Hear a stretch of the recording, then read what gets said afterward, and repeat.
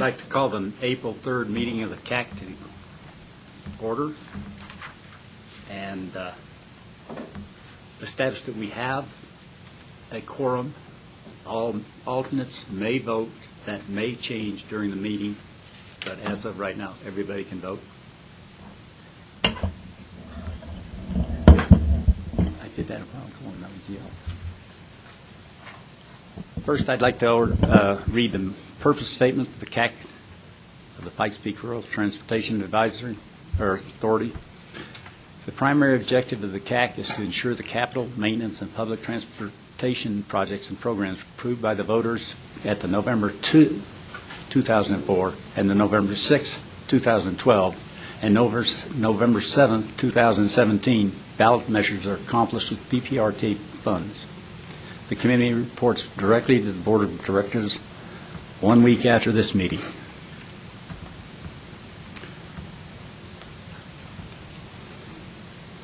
Before we go any further, I'd like to make a correction to the agenda and then ask for an approval.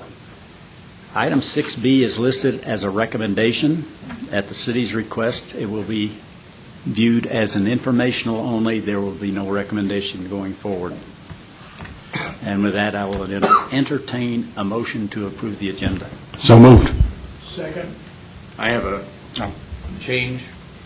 Item 2 says, of the agenda, I'm sorry, never mind. I was going to look at this. All right. Is there any discussion? All in favor say aye. Aye. Anyone opposed? Nay. Motion is carried. I see some people I don't recognize. Is there anyone in the public that has comments on items not on the agenda? And there are some copies of the agenda on that back table. Seeing none, we get to hear from somebody that has read the minutes and reviewed them. Are there any comments about the minutes, or does somebody want to make a motion? I have a change to the minutes. Item 2 says that Brian West moved to approve the agenda. Item 4 says he showed up at 2:17. I'm assuming it was Brian Galpin that moved to approve the agenda. Does anybody want to make a motion to approve the minutes as amended? I move that the minutes be accepted as amended. I'm Larry, and I didn't see Brian. him. Okay, thank Better you. get the last name. This is the Brian that was here at 1:30. Yes. All in favor say aye. Aye. All opposed? Unanimous. Now we have the good news lady of the year month. Good afternoon. Beverly Majewski, PPRTA Finance Manager. As you can see, for January's sales and use taxes received in March, we received $7,913,000, and so we were almost $668,000 ahead of budget, or 9.2%. And since January is the first month of the year, that's the same as year-to-date. And compared to last year, for the month of January, on page 2, we were $345,000 ahead, or 4.6%. And then I don't know if anyone has any questions on the rest of the financial statements. But if you do, I'd be glad to answer them. None. Okay. Thank you. Thank you, Bev. All right, the next item is item number 6. I'd like to give a preface to it. 6A. The item was requested put on this agenda by the board chair, Dave Geisinger. The item as presented to us at the February CAC meeting was pulled from the board's agenda the week after ours and not heard by them. According to Robert's Rules of Order, a motion to reconsider the Spine Road issue would be approved, required, as it was approved as a negative motion, just for your information, that it never went before the board, basically, is what I'm saying. And as such, we have to have a reconsideration approved, motion to make such thing, and I will inform you, Mr. Carlos Perez voted against it, but I'll entertain a motion at this time to reconsider. Mr. DeVos. Yeah, I move that we reconsider going back to the Spine Road issue with a more comprehensive presentation, which will be presented to the board next week. I think that's probably concise. Is there any discussion? All in favor, say aye. Did we have a second on that? Second. Good point. Will anybody second the motion? I'll second. All right. All in favor, say aye. Aye. All opposed? So that's unanimous. I'd like to introduce now Mr. Travis Easton, the Public Works Director for the City of Colorado Springs. Carlos, welcome to our illustrious group.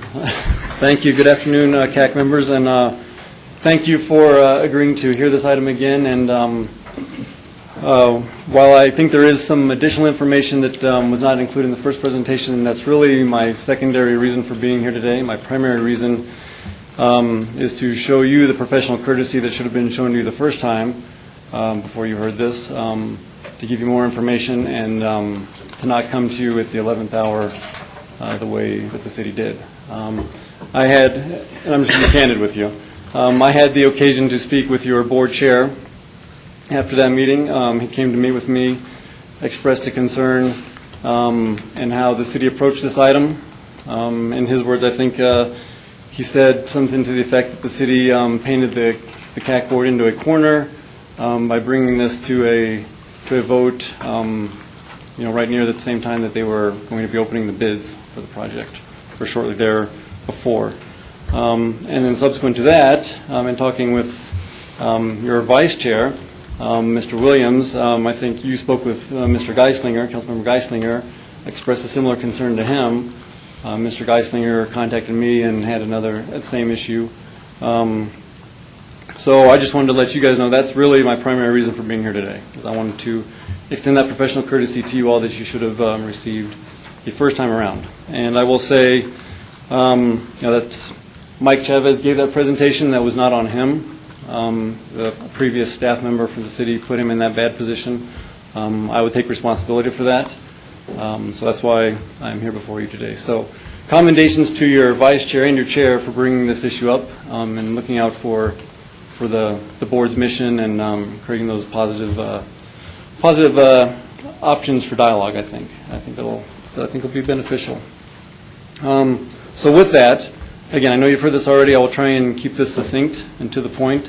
Again, I think there's some new information that is germane related to the funding and the specific line item, but I'll try and go through this as quickly as I can.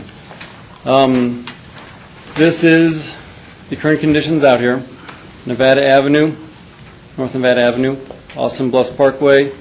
You have the campus of UCCS here on the right, and I think I have a pointer here that might work a little bit better. UCCS is over here. Nevada, Austin Bluffs Parkway, and part of the discussion is around this Eagle, thank you, Mike. No. The Eagle Rock neighborhood is right here. I'm circling right there. There's Eagle Rock Road to Stanton Road, where quite a bit of cut-through traffic is occurring, and we'll touch on that in a minute. In 2016, North Nevada corridor study was done, and that indicated that this intersection, the Austin Bluffs Parkway, North Nevada Avenue, was operating at a level of service F. Again, that was in 2016. The study, the long-term solution to that was a continuous flow intersection at $23.5 million, which is a little bit out of our reach and not a planned project, obviously. So what we tried to do is we began looking at alternatives. What can we do as an interim, a short-term solution? We began looking at turning movements that we could look at, turn lanes, southbound to eastbound turn lanes. Those were still in the that turn lane is around $5 to $7 million. When you look at utility relocations, property acquisitions, things of that nature, through lanes were looked at. You end up with issues with the bridge right here being too narrow and needing to be replaced, if not rehabbed. And those costs are pretty similar, so you end up replacing it instead of just rehabilitating it. So even the more short-term solutions were still $5 million at the cheap end and closer to $7 to $12 million. So what we began doing was looking at, okay, well, what else can we do? At the same time, in roughly 2016, the Eagle Rock neighborhood came to the city. They were concerned with traffic avoiding this intersection, cutting through their neighborhood at high rates of speed, and then thereby causing safety issues within that neighborhood. So we ended up talking to them for a couple of years, and ultimately we ended up putting a gate roughly right here, and we closed Stanton Road in October of last year. This was not taken lightly. Again, we had meetings and spoke to these issues for a couple of years. There were issues with safety in regards to that too. City Fire Department and Police Department had issues with that because the gate increases their emergency response time. But in weighing the issues with traffic safety, it became, okay, well, it's a lesser of two evils, so let's go ahead and go forward with the gate, close that to cut through traffic. University could access it with key cards. Same with emergency personnel, they'd have to use a key card to access the gate. And then obviously the people living in the neighborhood would access it as well. So, and I just went through a lot of those talking points here, so again, I'm going to try and be succinct. Here's a section of Eagle Rock in that residential neighborhood, so you can see narrow road, rural section, no curb and gutter. The residents walk along it quite a bit on both sides of the road, so high-speed traffic through that neighborhood for those citizens was an issue, and that's why they came to the city. So the proposed solution is what we have before us today. The Spine Road is what we're calling it. It would basically connect North Nevada, go southeast, and then connect into this road here. So it is a roughly $2 million road. And you had a question earlier this week, Reb and Tom, if $2 million is really enough, and I did check into that, and the bids came in at $1.7 million and some change, maybe? Okay. So $1.7 million and some change was where the bids opened up at. But again, this is the proposed solution before you today.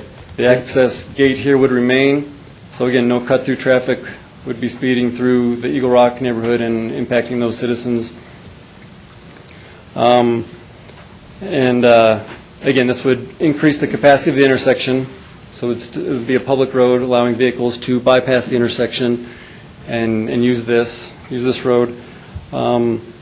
It improves safety for the citizens. Emergency vehicles would be able to use this, so it increases the emergency response time. So PD and FD are happy with that, and it's really a cheaper option than anything else we've looked at to increase the capacity of the intersection on a short-term basis. It does leverage community partnerships. I think you're aware we came before you before with $2 million.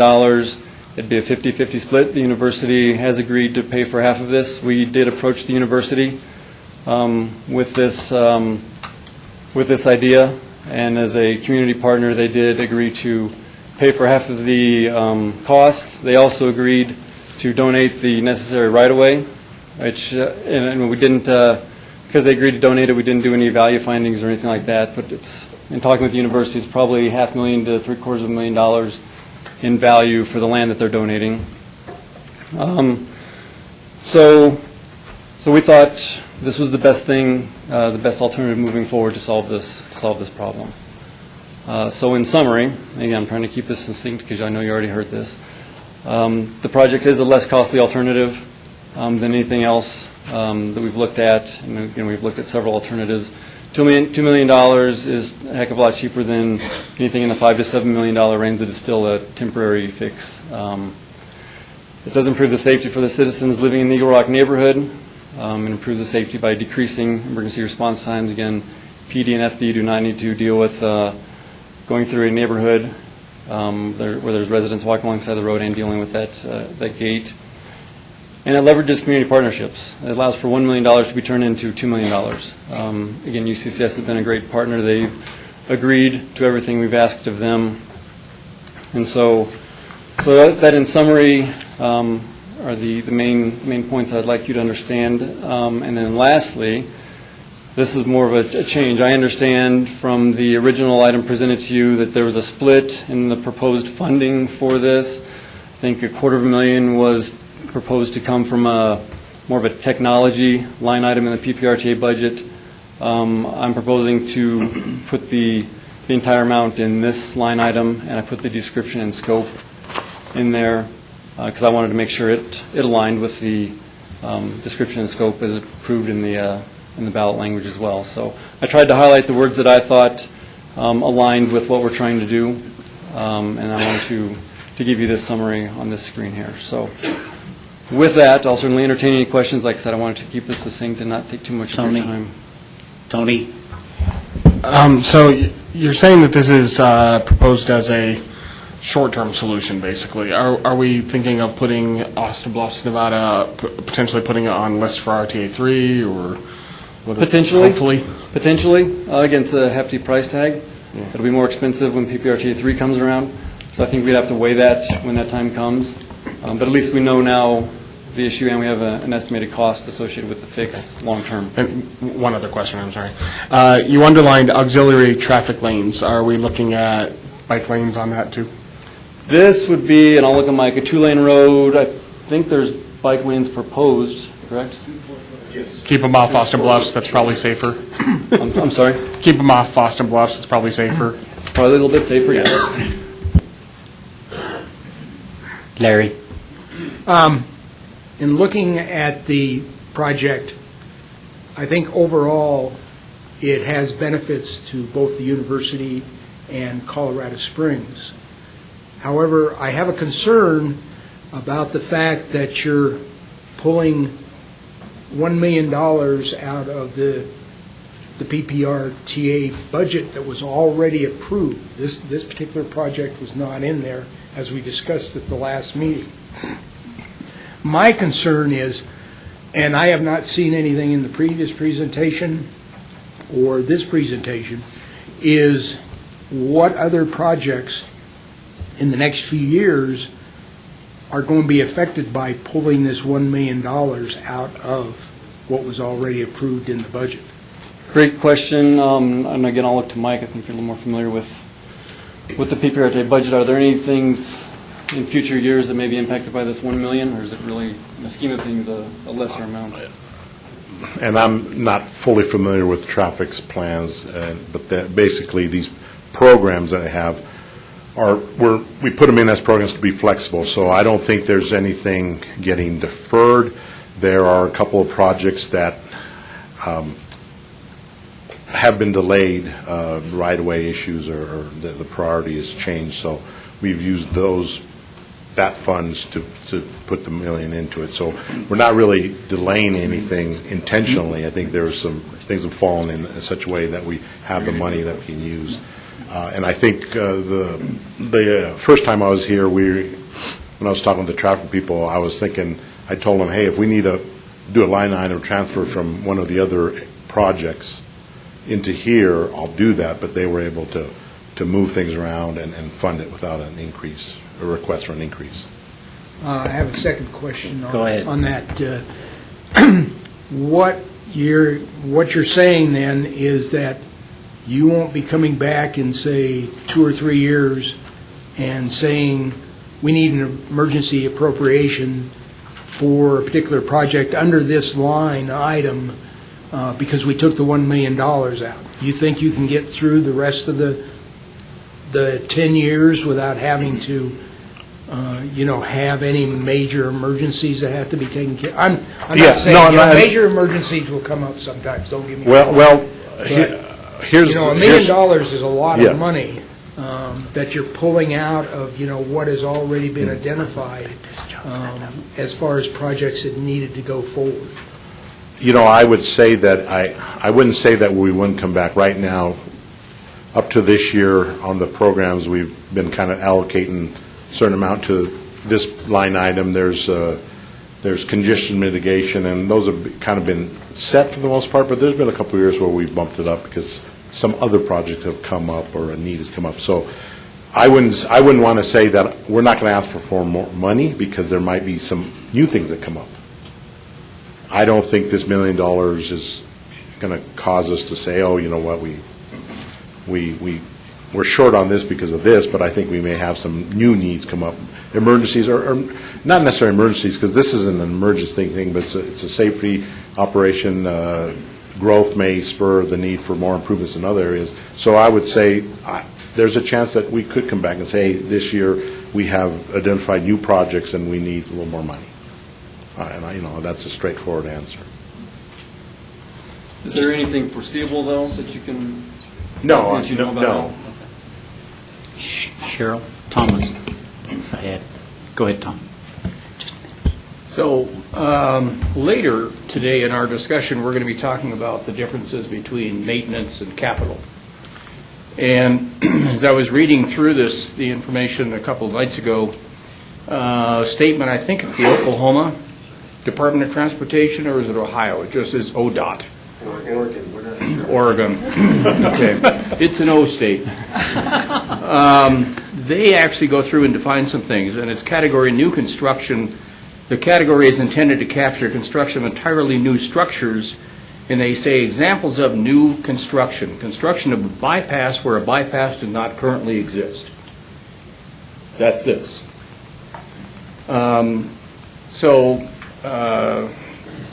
It's the old, if it walks like a duck and quacks like a duck, it's a duck. I am concerned here that we are trying to use roadway safety and traffic operations when in fact we're funding a capital project. I think I understand that. I understand that concern. I think, as I understand it, this line item budget is in the capital category. It says it is. Yeah. So I can see where there's some gray area there and some understanding. Again, I understand where you're coming from. And that's part of the reason why I tried to align the entire amount of the funding to be in something that was more aligned with the actual scope of work. So I looked at this capital line item in the capital program and went through it and, again, highlighted those things that I thought defined this project and aligned it with this scope. That's the best I can answer that. Okay. Again, I understand your question. I think this could be considered a capital. Well, and the point is, it's not on the capital A list. Yes. And that's sort of the point to be made. Yes, agree. And it could have been, but again, it wasn't until 2016 when the North Nevada Corridor Study identified that the intersection was operating at a level of service F. Mm-hmm. And so that's what bumped up this need to be more of a capital expense than just a maintenance expense. Could I make a comment, intervene something? The fact that this is being capital, I can understand where he's coming from, but that was a big concern I had. This was not listed on the A list, and yet you're taking care of a safety problem. So which side of the fence do you want me to be on? Cheryl, I'm sorry I took some of your time. Thank you. Well, given the growth, the exponential growth, you can almost say, of Colorado Springs, it seems to me that you're going to be incurring or facing similar problems all along the line. Next year, you're going to have another capital project that you're going to have to put it in roadway safety and traffic operations, and it seems to me that's a pretty steep, slippery slope.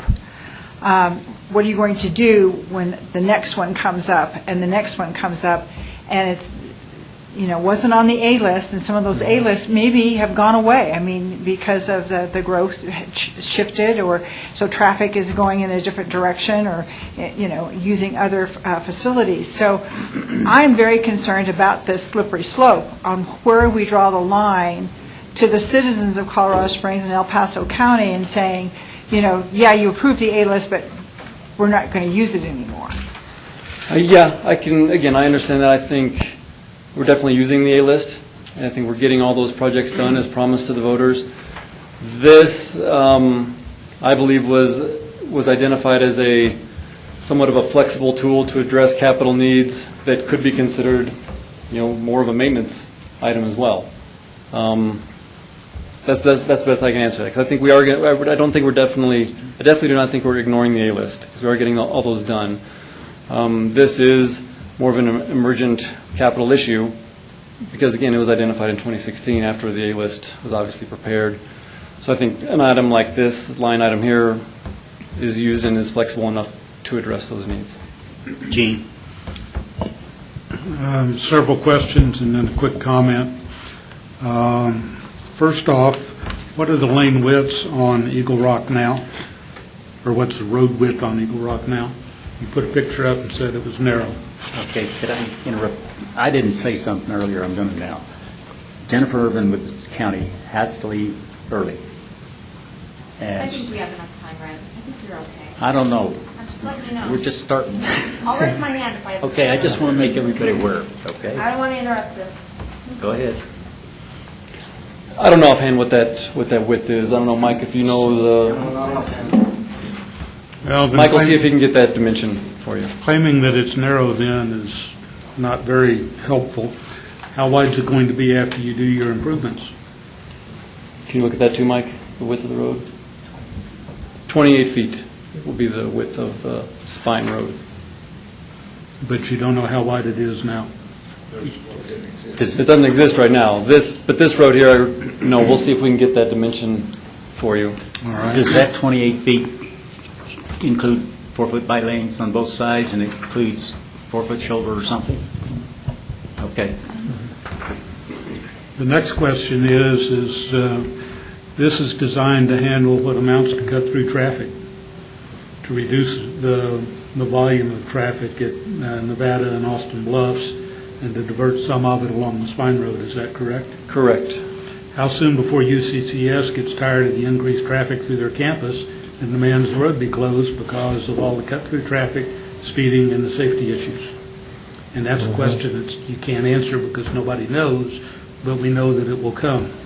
If I could, I have Mr. Kent Marsh here from UCCS, and so he'd be more qualified to answer that as a representative of UCCS.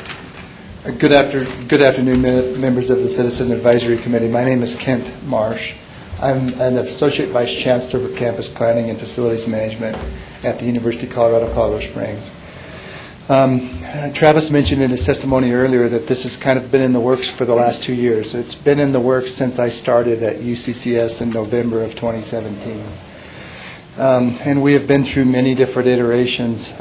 My response to the question concerning when will the university petition the city to close this road, I don't see that as an option or potential for us in the future.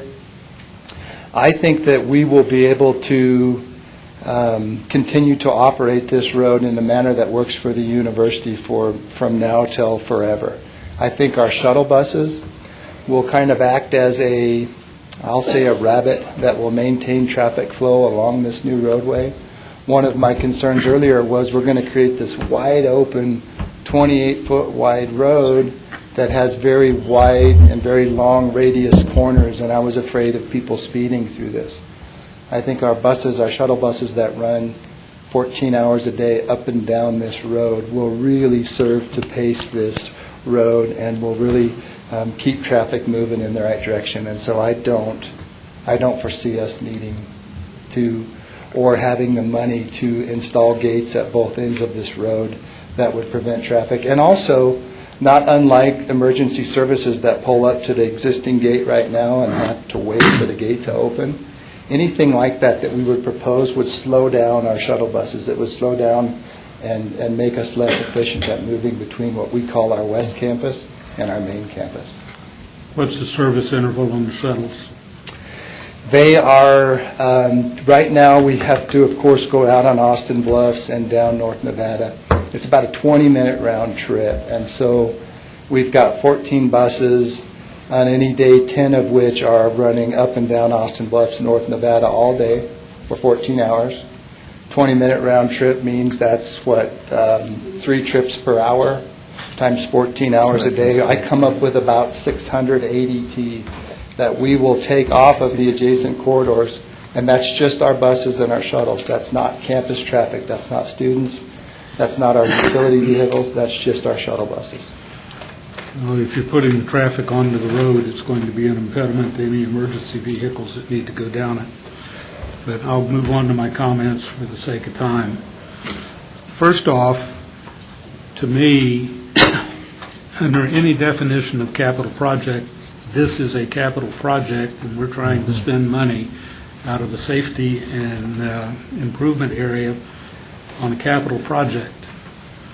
There isn't a single traffic capital project on the PPRTA now, past, present, or future that can't be dropped into a category of safety improvements, period. Every traffic or improvement to roadway infrastructure is a safety project.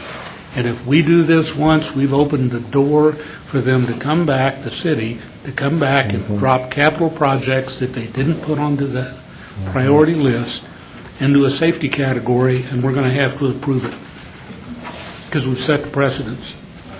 I believe that that is a fundamental, disastrous mistake for this committee to make.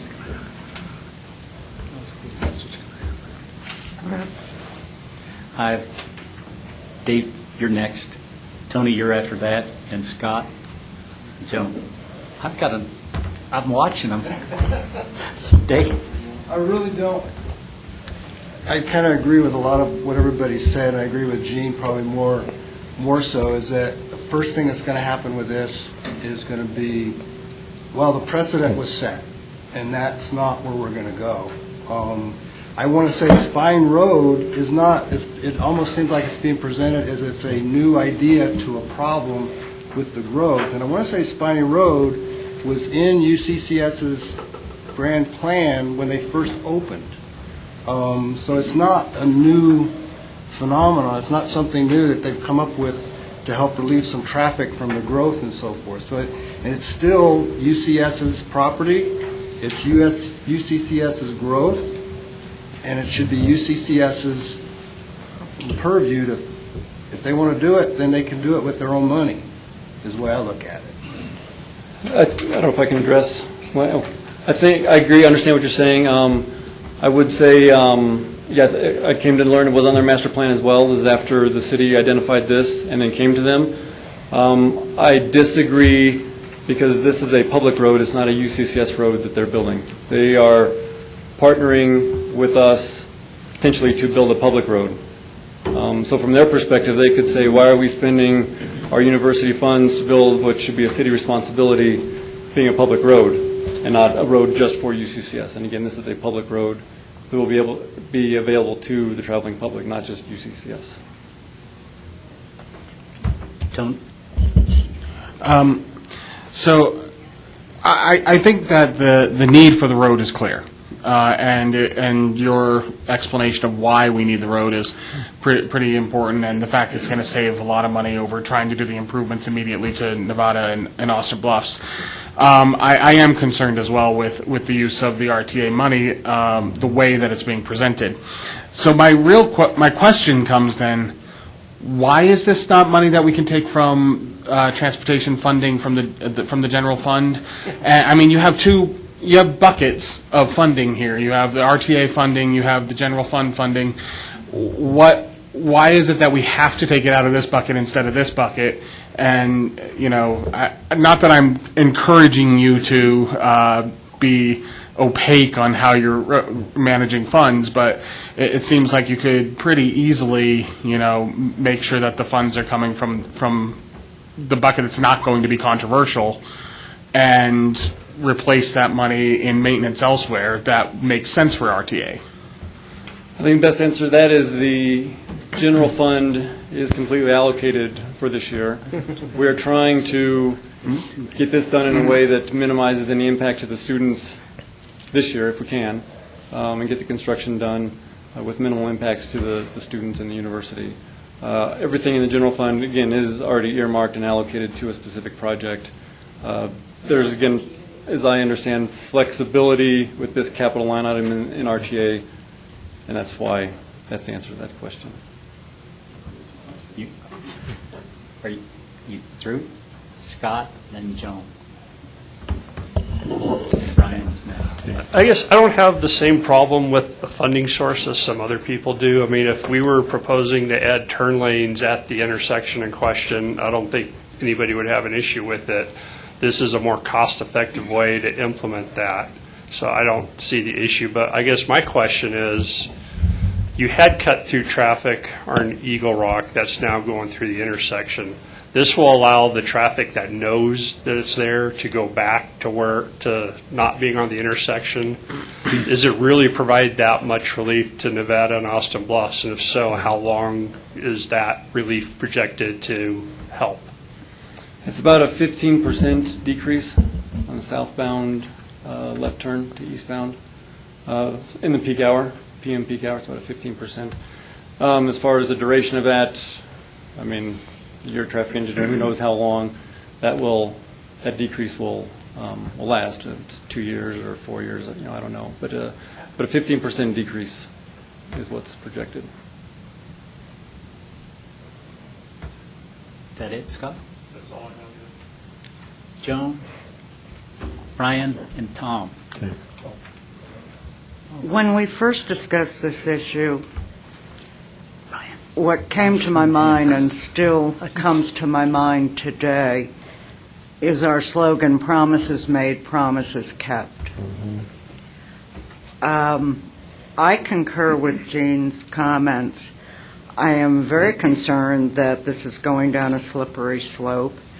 When PPRTA came through and its success and why it was reapproved was because we did what we told the voters we were going to do.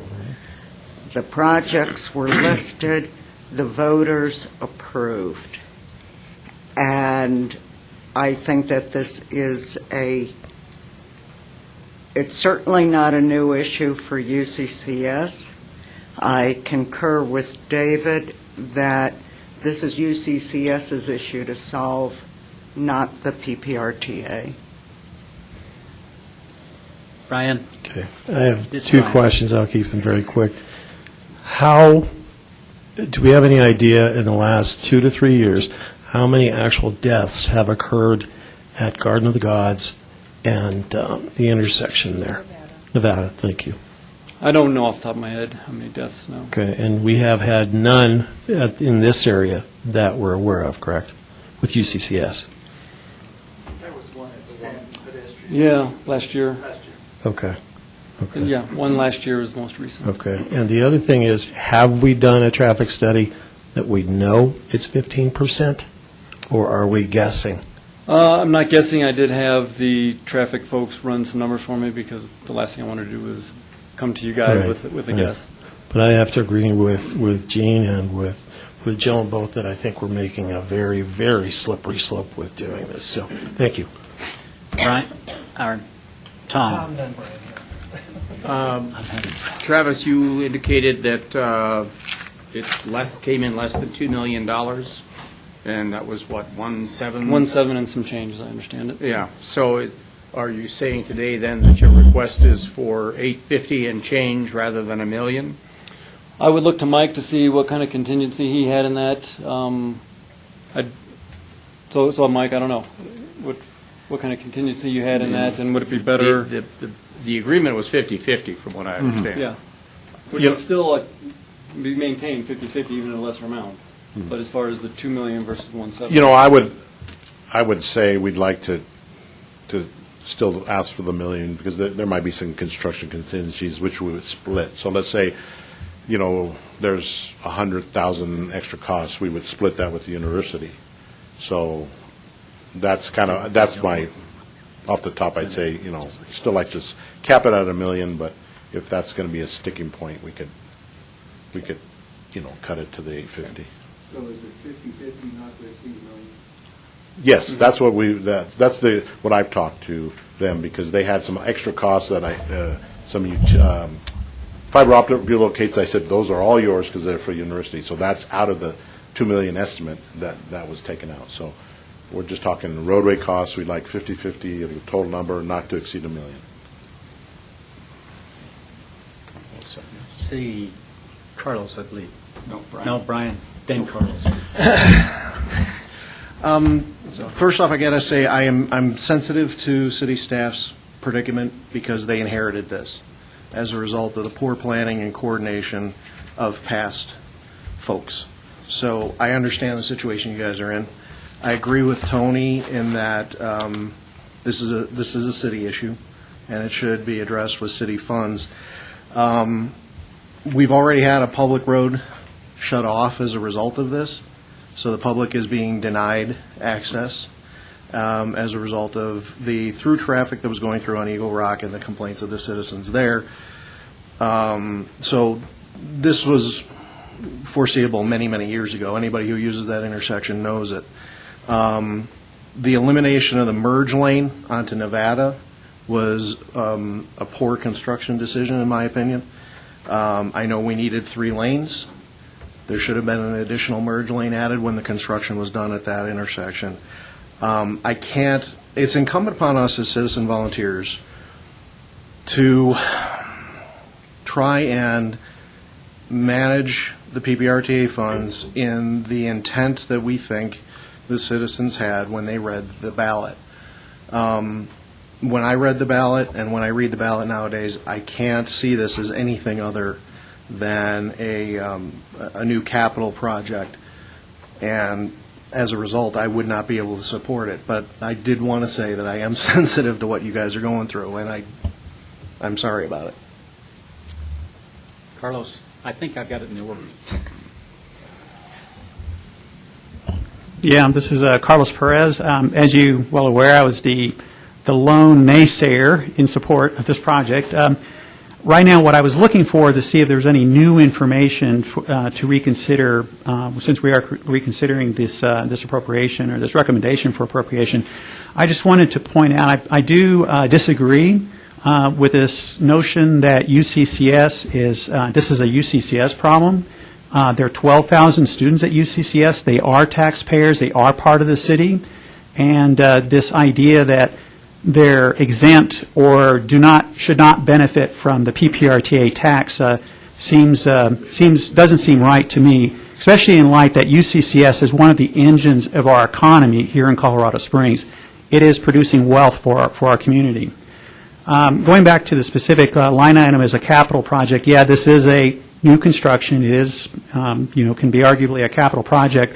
But I'm taking the broadest possible interpretation of this particular line item for the spot improvements, for congestion and safety. And they're both, two sides of the same coin. You have congestion and safety. So a broad reading of this particular, we are stretching, the definition, I think, here, but a very broad reading, I think it is appropriate for this particular category. And $1 million is really, a drop in the bucket when you look at some of these other projects. Gene? One last comment, and it's to dovetail with what Tony's question concerning budget. Both presentations indicated that the issues with Spine Road became apparent in 2016.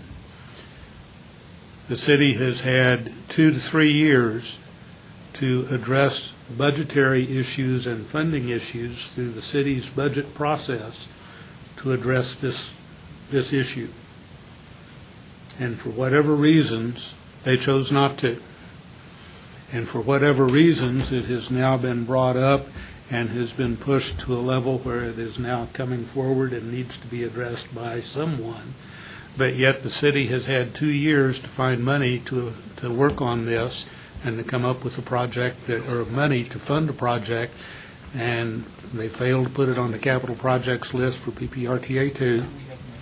And I think, as I said before, no matter how you look at this is a capital project, and this definition, I think, is a very typical definition that is open-ended and can be read more than one way. I read it fairly tightly limited, meaning that what it says, a spot project, building a new road isn't a spot project. Building a new road someplace else to address intersection or interchange problems at Austin Bluffs and Nevada is not a spot project. Thank you. I don't know if I can respond to those questions. Go. I guess, well, again, we didn't know about this and could not get on the A-list because it just came to light in 2016. Over the last couple of years, we've been looking at the alternatives to see what we could do to construct this and what the cost would be, and that's what we've been working on over the last couple of years. Those alternatives I mentioned that range anywhere from $5 to $12 million, and that's why nothing's been put in the city's budget or any budget until now, is because we've been looking at those various alternatives and seeing what we could do to address that issue that was just known in 2016. Tony, last comment. Okay. With respect to Gene's comments there, I agree with him that there's been a couple of years that, we could have said money that has maybe been allocated from the general fund to other safety improvements around the city could have been instead allocated to this and then use the safety funds from the RTA for those issues. That, I think, would be a better way of doing this. However, that being said, I am going to come down still on the side of voting for approval of this, because if it came right down to it, the city could be coming to us and asking for safety improvements at Austin Bluffs and Nevada at the cost of $5 to $7 million. Instead, they're looking at a way to save us, $4 million, $4 to $6 million, and I appreciate that effort. So it's something that needs to be done. I use that intersection constantly, and it is a horrible intersection. So I really understand where they're coming from. I would prefer it be done the other way that we've talked about, but I really appreciate the city's trying to save some money on doing this. So I will be voting in favor, somewhat reluctantly. But Tom.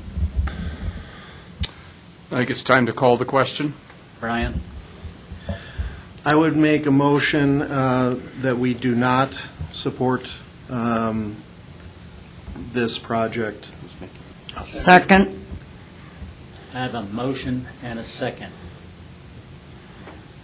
Any comments? I will take a vote, and I want a roll call vote. Is that right, Rick? Okay. So a yes vote is saying no, a no vote is saying That's the way you word it. yeah. All right, all those in favor say aye and do it one at a time. Rick? No. Gene? Voting against approval. That's a yes. That would be, all right, do I need to restate? Yes. All right, statement. Could we maybe raise hands? Okay. After we are clear on the motion? Yeah. The motion is? The motion is that we do not recommend this to the board. It's recommended, it's a negative recommendation. Yes. Correct. Okay, so all in favor of a Negative recommendation. Recommendation, raise your hands and hold them up so we can count. We have 16 voting, 1, 2, 3. So is everybody else counting 10?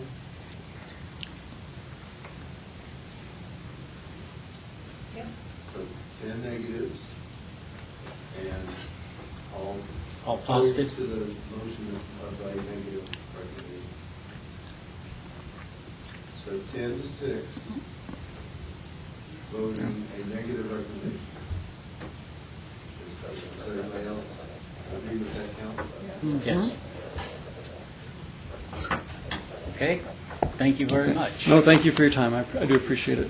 Thanks for the information and your time as well.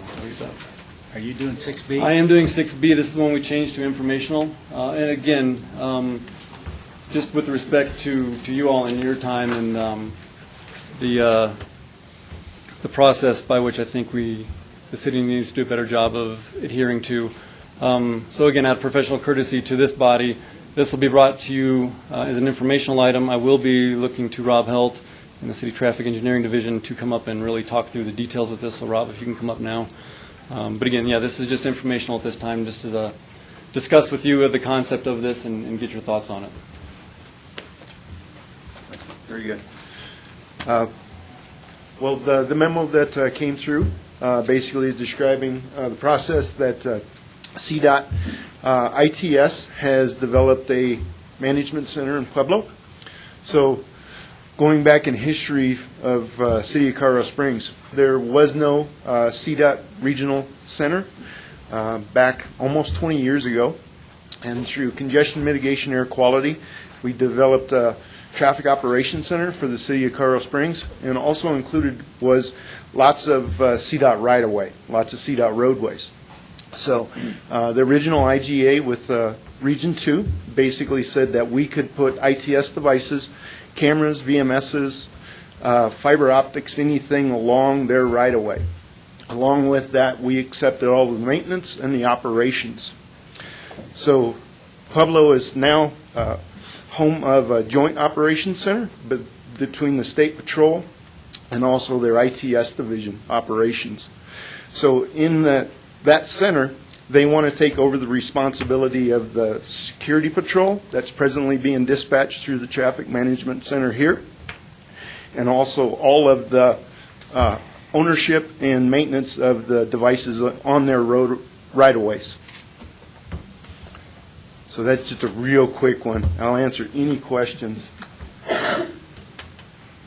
Are these message signs the ones that you see on the interstate that says it's 43 minutes to Castle Rock or 68 minutes to, what is it, I-470 or whatever? There's actually two different signs. They've got what they call the DMS signs, where they put up the information of accident head and things like that. Then the ones you're speaking of are what they call the traveler time information signs. So it's all part of the same system, but they're two different devices. But they're on state highways. State, yeah. I have a question. On the, on the fifth paragraph, last sentence, the city will purchase and provide to CDOT 15 kits in 2019, $21,919 per kit, for a total of $328,785, with addition 5 kits in 2020 for a total of $109,595. Yes, sir. Where's that money going to come from with the city? There's a PPRTA congestion mitigation expansion that's in the traffic engineering PPRTA funding. Okay. Now, is this what's going to be required and that's it, or could we anticipate CDOT coming back and saying, well, we're going to need some more of these? Not to my understanding, yeah, the original. And I inadvertently gave 2 copies of the camera locations and did not give a copy of the VMS. So I can get that to Mr. Sonnenberg, and he can distribute if you'd like a copy of the VMS locations. Okay. Do we happen to know any reason why CDOT is requiring the city to pay for this? We were actually starting the project of going through, most of the signs are 20 to 25 years old. So the shells themselves, the display modules and the shell themselves are still in pretty good shape. But we are having some major failures in the power supplies and the communication units. Okay. And so we had started the project, but it was coming. Okay. All right. Thank you. Gene? Rob, you said that the city was beginning the work on the replacement of modules and power supplies. Is that correct? Yes, we actually did a prototype out on H Street near Cimarron. That sign had failed, and so we worked with a local manufacturer to develop the kit that basically upgrades it to the modern standard. What plans did you have to replace the remaining, I'm presuming, 20 kits that lie within the city boundary? We were basically going to start with the very difficult ones that we have trouble maintaining. Fillmore, Bijou, Circle, the ones that don't have the particular locations, but it was about 10 that we wanted to start with this year. And the funding source for those? That was the PPRTA congestion mitigation, and I don't remember that specific account number. And had you already made requests of PPRTA for funds to do that? We actually had the prototype kit. We purchased through PPRTA, but we hadn't come for the big cut of money. And your estimates on replacement, are they consistent with the numbers that are contained in here? If you had to replace a sign, you're looking in that type of sign, 3 lines, 2-line signs, you're at about $70,000 to $80,000 for a brand-new sign. No, I mean the replacement kits to upgrade modules and power supplies, the budgetary process that you went through to estimate the cost of repair, is that the same numbers that are reflected in this memo? Yeah, the $21,000 and change for the individual kit. Thank you. Scott? Sorry. So this is money the city was going to spend anyway, and now you're getting an added benefit of not having to maintain them going forward. So Yeah, I'm not sure I see the negative to this. And I don't have to do all of them. They're going to basically do half, and we're going to do half. Any other comments? Brian? Just to make sure, breaking it down for my own understanding. Sure. From basically what you said, we're doing this at roughly a third to a quarter of the price.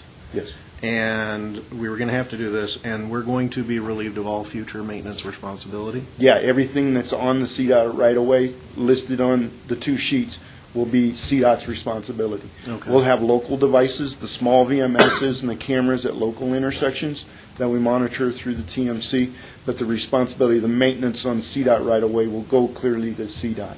Okay, yeah, that seems like a no-brainer. Thanks. Thank you.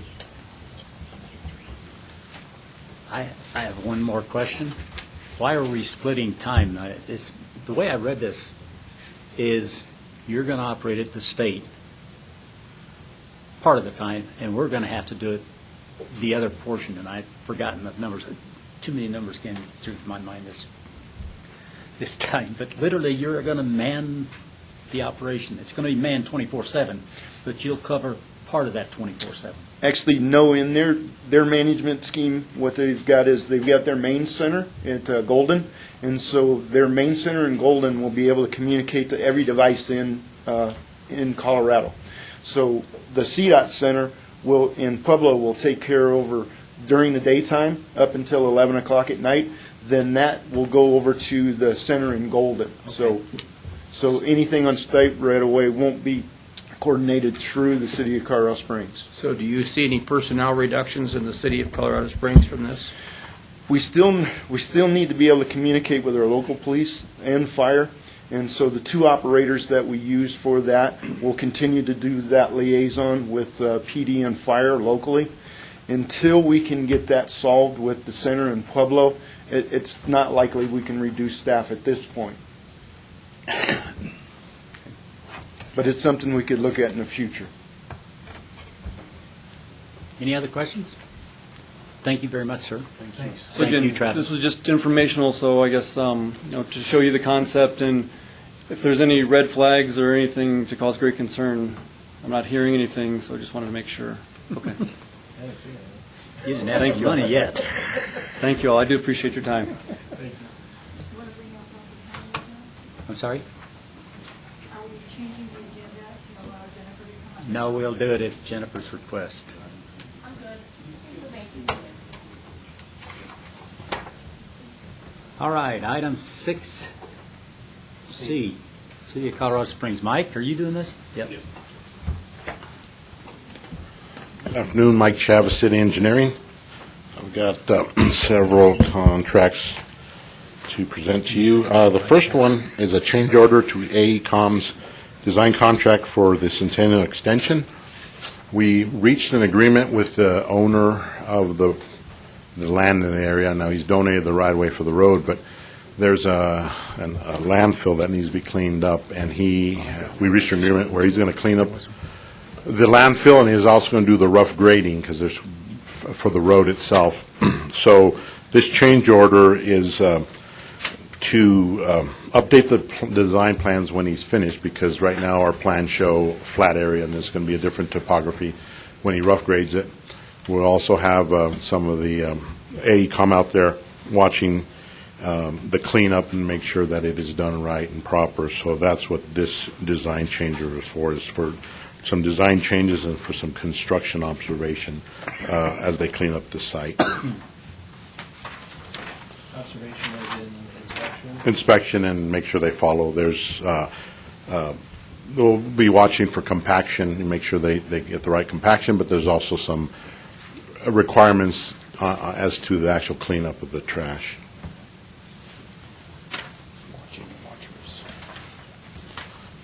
Let's see. Next item is a change order for more design work for AECOM on the Sierra Madre Vermejo project, and this $757,000 change order is all non-RTA, so this is just an informational item.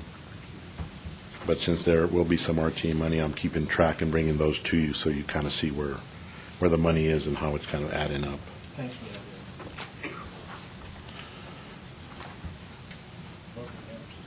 The third item is a change order to Even Pricer for some additional and some final follow-up work on the Dublin widening. As you recall, several months ago, one of the owners of the storage yard came and was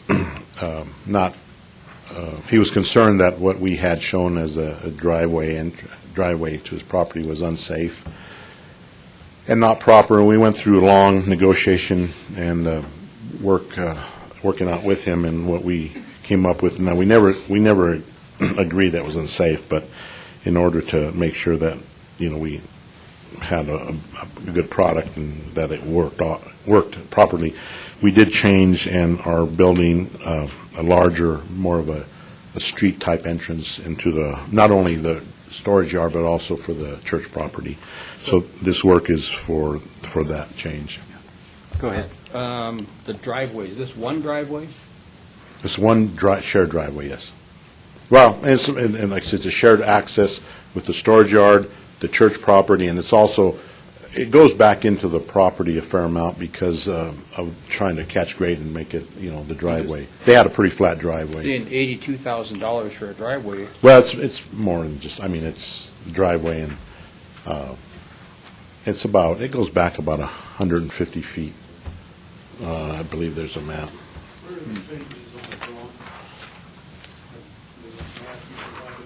Let me find it. I provided a site map. I don't think I...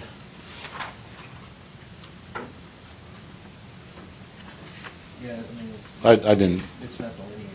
Can you give us an idea? Is it on the screen? No, it's basically, if you look at my site map, where it says, where you see all those RVs parked and it says Dublin Boulevard, the driveway is just to the right of the boulevard.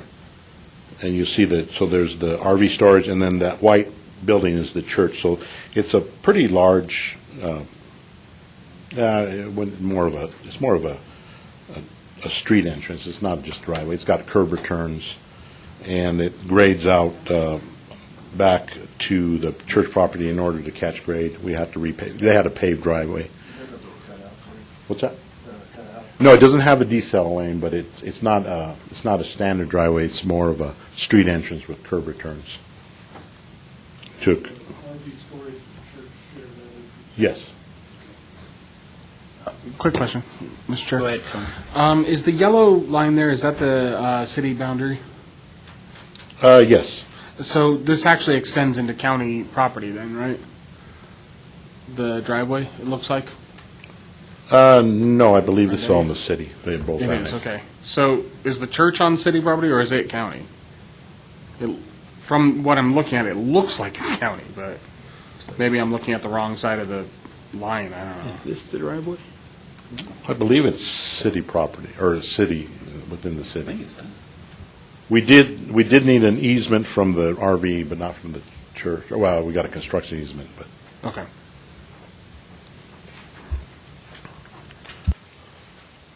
But basically, we thought it would be better to work with him and them rather than just dig our heels in the sand and say, this is fine, and, you know, I think he was ready to go to court. So we thought it would be better just to work something out. In your estimate, was the, would the core costs have probably exceeded the amount that we're supplying, or come close to Oh, it? yeah, quite a bit. I mean, just the staff time that we Okay. would have spent, and then, you know, bringing the permit, we would have spent well So, over yeah, that. probably better to stay on it. Okay. Which side of the yellow line is county and which side is city? Towards the left. So the roadways in the city, in the city. Okay, so the RV storage is in the county. Yeah, it looks, yeah. And this is the church. Yes.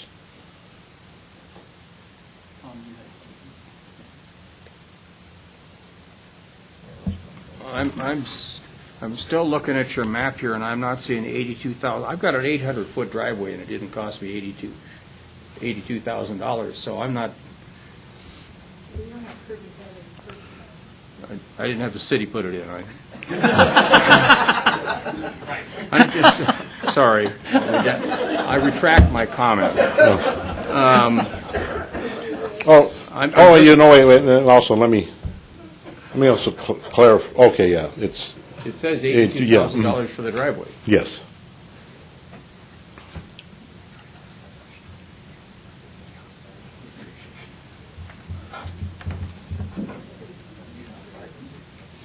I kind of like it.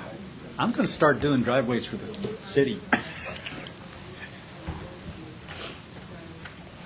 And then the other part is there was the 144, and this is work that was done, the 144 is work that was done a while ago. We ended up overlaying the south side in order to make the drainage work better and fix the curb wasn't flowing. So in order to do this project and make it flow and drain right, we did some work on the south side that we originally weren't anticipating. Is there any way to get a better description of the type of construction? Because it sounds like some folks are. Yeah, I'll bring the contractor's estimate to it, and probably the plans to show that it's more than just a driveway. So it's between the church and the storage lot? So let me do that. Is it coming off of Dublin? So I'm assuming it goes between the church and the yeah, right here. Okay, well, I figured out where it was now. Thank you. Sorry. Any other questions on this? All right. Okay. Next item is change order to Kramer's for the Academy over Cottonwood Creek Bridge. And that one is basically this change order is for delay costs because there were some utilities that weren't moved in time, and that pushed the project into winter. So there was some winter shutdown costs that the contractor has put in for. And I am actually working with CSU to do a cost share on this $68,000. And we met a few weeks ago, and I actually got a follow-up call from the CSU project manager saying that he's, working with his superiors to kind of go over and see if they'll accept what I propose. So this $68,000, there'll be some cost sharing with CSU, we just haven't determined. Was there a reason CSU didn't have the relocate done in time? Was it just? Well, they took a shot at one alternative and it didn't work, so they had to do a different alternative, which they didn't really explain to us, which we thought was more expensive. So that's the basis of my saying that's not our problem, that's not our cost, so we're working on it. And that's why we're asking them for a cost share? Yes. Okay. No, we still got to pay the contract at this point. Right. Next. The next one is a bridge maintenance on the Sand Creek Bridge, or the airport bridge over Sand. Wait, let me get this. Make sure I get this right.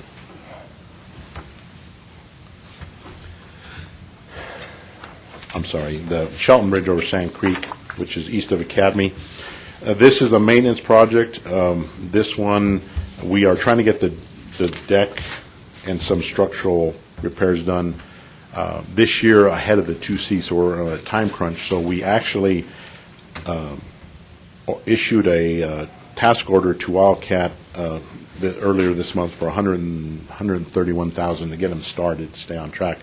But the original guesstimate on the work was, we thought it would be about $500,000, but it came in about $800,000.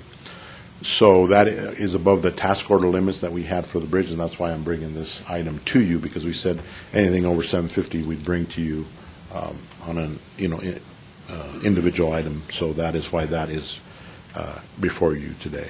I can vouch that it's being worked on right now. You have one lane in each direction on a 4-lane road. Sure makes a difference.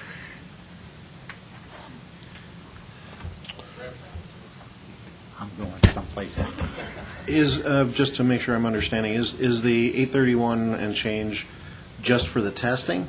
No, that's for the work. That's the Okay. whole.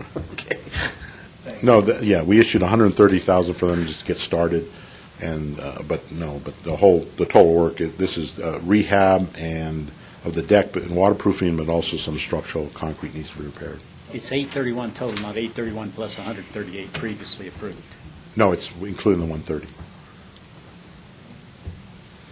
And then the next two items are some improvements to Brady Road and Peyton Circle in Rustic Hills, and they're going to be doing some ditch work, drainage, and then paving the roads.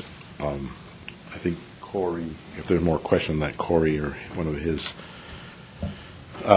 staff have more detail as to the exact nature of the work. But they broke it out into two projects because they weren't sure if there'd be enough money to do both, so they broke it out. But covered by the stormwater enterprise. That was my next question, is any monies coming from the stormwater enterprise for this, since it's a combination project?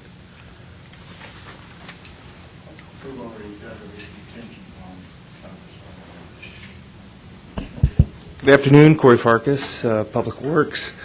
Yes, there is dollars coming from Stormwater Enterprise. They're building a rather large pond in the area, and then also doing some work down near Brady to connect all of the stormwater infrastructure. What our part of the project is the roadway and roadside ditches that are going through the neighborhood there. Thanks. Scott? I noticed that there was a lower bidder, but it was a request for proposal, not just straight low bid. What was it about their proposal that made you not choose them? the low bidder's proposal was very weak and just it basically scared the evaluation committee. Okay. They didn't staple it. Wow. I was not a bidder. Okay, any other, I think that's all of them. That's it.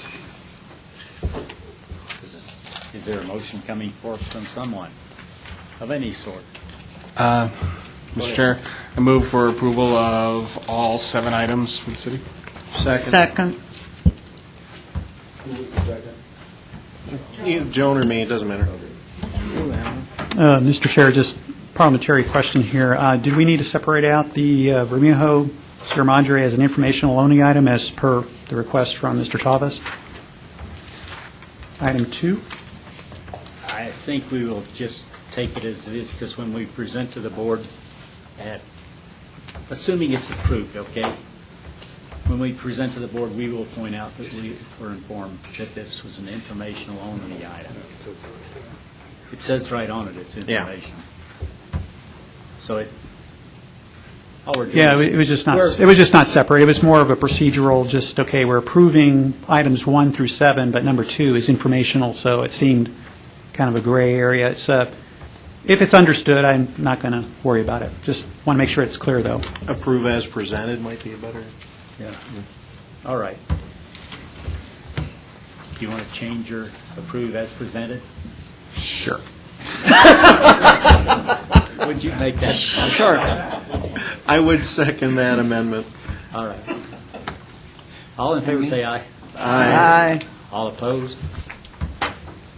Carries unanimously.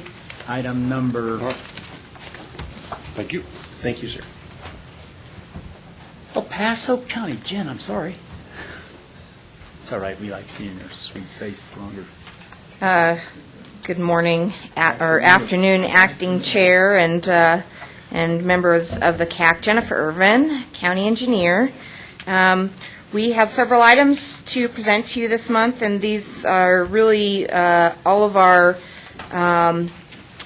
2019 maintenance program, except for one. We have our asphalt overlay that will be coming to you next month, because we're still negotiating that one. So I'll just run down these. Our first item is our 2019 aggregate maintenance materials, and this is a purchase order for aggregates. The total amount is $265,000, and we will be using $80,000 of that for our gravel roads for materials, which our crews will be placing on the roads, and then $185,000 for chips, for the chip seals that our crews will be placing on the roads. And we have several vendors, and we do an overall contract total amount of $265,000, but it gives us the option to use any of those vendors, because many of these locations are at various locations across the county. So we look at the locations that we're going to be doing and then use the best price with the best haul rate, the best haul route for those locations. So we ensure that we get the best cost for each roadway that we do. The second item is the 2019 asphalt pavement materials purchase order, and this is asphalt pavement materials that we use for pothole repair, asphalt leveling, and also to support our overlay contract where we do dig outs and patch locations where we might have some spot problems before we do overlay. This, again, is a total contract amount of $200,000, and we have two vendors, again, to get the best price for the best location. And then also, because they also shut their plants down at various times of the year, so some, for cleaning or maintenance. So sometimes if one of the vendors is down, we also have the opportunity to get it from the other vendors. So that ensures that we have the ability to get asphalt in emergency in all situations. So, and then our 2019 concrete surface drainage program for $3 million with Olganek Enterprises, and this is a contract out. And so last year I think we did about $2.4 million with concrete repairs. This year we're looking at about $3 million. And this is to support ADA ramps replacement, customer service requests where we have uneven asphalt or uneven concrete or broken concrete. And so, or this also supports the replacements that we do on curb and gutter before we do overlay. Mr. Chair, can I ask a quick question on that one? So the city recently just got nailed on ADA compliance. How's the county doing on that? So we are in the process of doing an ADA transition plan. We have a person who is working on ADA, but we are also being very proactive. And so the other thing that we'll be doing once we get that ADA transition plan in place is to do an inventory of all of our ADA assets and then work to develop how much our need is and then start to prioritize those. So I think we are in good position. Typically, when we get a complaint, we try to address it immediately, or at least include it in one of our upgraded programs. So we have a long way to go, but we are on the right track. And then, and I would just say, this ADA program for us has been going on for quite some time, even before the start of the PPRTA. But and similarly with the city, as we're doing a roadway project, a capital project, we're upgrading those ADA facilities as well. So this is not only from the capital side, but also from the maintenance side as well. And then our 2019 crack seal materials purchase order. Again, these are materials for our guys, $80,000 with West States, and this is actually materials that our guys use to actually do crack seal. And a lot of this is crack seal work we do in advance of our chip seal work. So it's maintenance underneath that before we place the chip seal to ensure that we're closing up those cracks. And then our 2019 pavement crack sealing contract, just because we have so much to do. We also have a contract with American Pavement Solutions for $800,000, similar price, similar amount of work that we did last year. And then also our annual chip seal program. This is Suncor Energy. This is actually the oil that we use to support the chips that actually goes out on the road. So I'd just say $710,000. Our guys do a great job. I'm very proud of them because this is one of the things that they do really well. I have to look at the numbers, but I think last year they did about 40 to 50 miles of chip seal, and we're looking at doing about the same amount this year as well. And then I just want to mention that we are finalizing our chip seal, all of our maintenance programs, and those locations we're going to be taking to our Board of County Commissioners. They went to our Highway Advisory Commission, and we're going to be taking those probably this month for their consideration. Sorry. Mr. Chair. Good. Gene? Jennifer, I thought I understood you to say that the Westgate's contract was $80,000 and it's listed as $30,000. Yeah, I'm sorry. Did I misunderstand? Yeah, I incorrectly stated that. I'm sorry. I was looking down below and it said $800,000. So, yes, appreciate that. Tony? That actually was my question, too. But I also wanted to just point out on your cover sheet, got to change the Letterhead. Header. Oh. So, all the rest of them are correct. So, the letterhead. Maybe we should. Rick, we'll have something new to you before, so that I'll let Yana know so we get that corrected. Thank you for pointing that out. Good catch. I saw that too. Mr. Chair, I thought they were saving money and didn't change it. I would recommend approval as presented. Second. Take your pick. Half the committee seconded. All in favor, say aye. Aye. Any opposed? Approved. Thank you. And Mr. Chair, if you don't mind, if I could maybe just answer any questions that anybody might have for 7C. I have to leave by 3 today, and I don't want to hold anybody up. Okay. No questions, right? Mr. Chair, I move we adjust the agenda as requested. Second. All in favor, say aye. Aye. Jennifer objects, but I approve her to death. Let's see, property acquisition. We have property acquisition on several properties, and I believe, if I have to go back and look, but I think that they accepted all of our initial offers at the same price. The IBS Enterprises LLC, is that a commercial property? Let me get there. Sorry. Which project is it on? Meridian Falcon Park Drive. Yes, sir. Okay. I kind of figured based on the settlement, but since farmers came in fairly inexpensive, We needed less property there. makes sense. Thank you, Jen. Thank you for your consideration, and thank you I appreciate you adjusting the item. All right. Now, City of Colorado Springs, we got Brian first. Good afternoon, Brian Vitulli with the City of Colorado Springs Mountain Metro Transit with your monthly transit report. For the month of February, we provided a little over 232,000 trips. That was up 5.2% from February of 2018. This is for our fixed route services.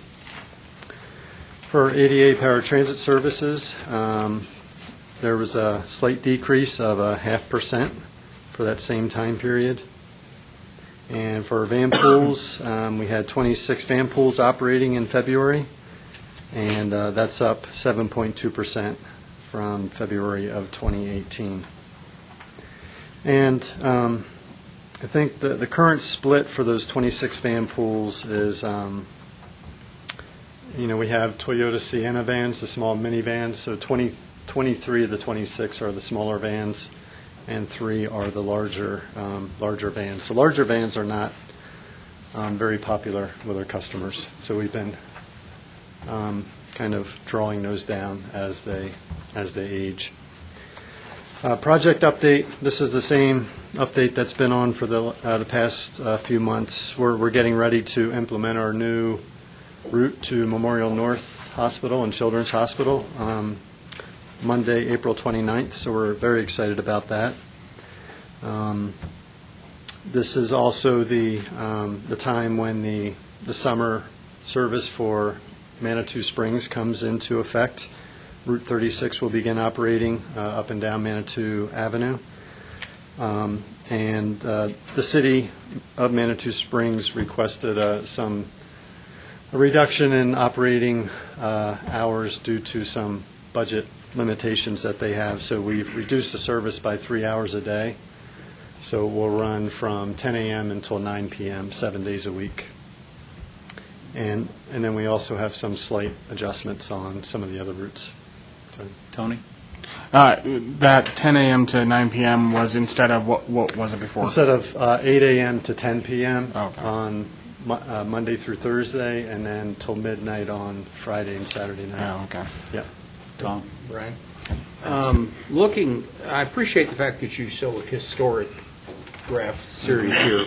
And it's interesting that the October, November, December seems to spike routinely. And it does that for both Metro Mobility and for Metro Rides. Have you figured out why that is? I mean, it gets colder, obviously, but... Yeah, I think for the ADA services, I think people who are a little bit less able-bodied, who can sometimes go between our fixed route service and ADA, with weather changes, perhaps that might draw some of them more to spikes in ADA. October and then slides downward as you get to the end of the year. Yeah, and then comes back up in January again. Right, yep. Hibernating. Yeah, I think, tend to take less trips during the colder months, and and it's kind of the same for our fixed route service. The warmer months are higher ridership months, and then they dip somewhat. Sure that you've been keeping these numbers for years and years.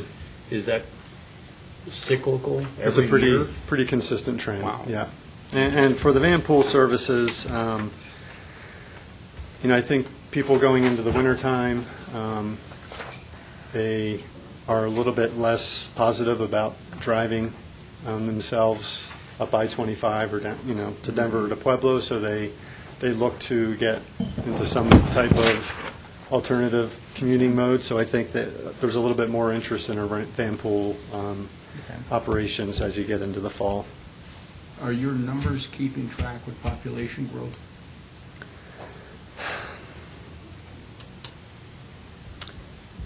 Well, we're still in a reconstruction phase. I mean, we've been growing since the Great Recession. Every year, our ridership has gotten higher than the previous year.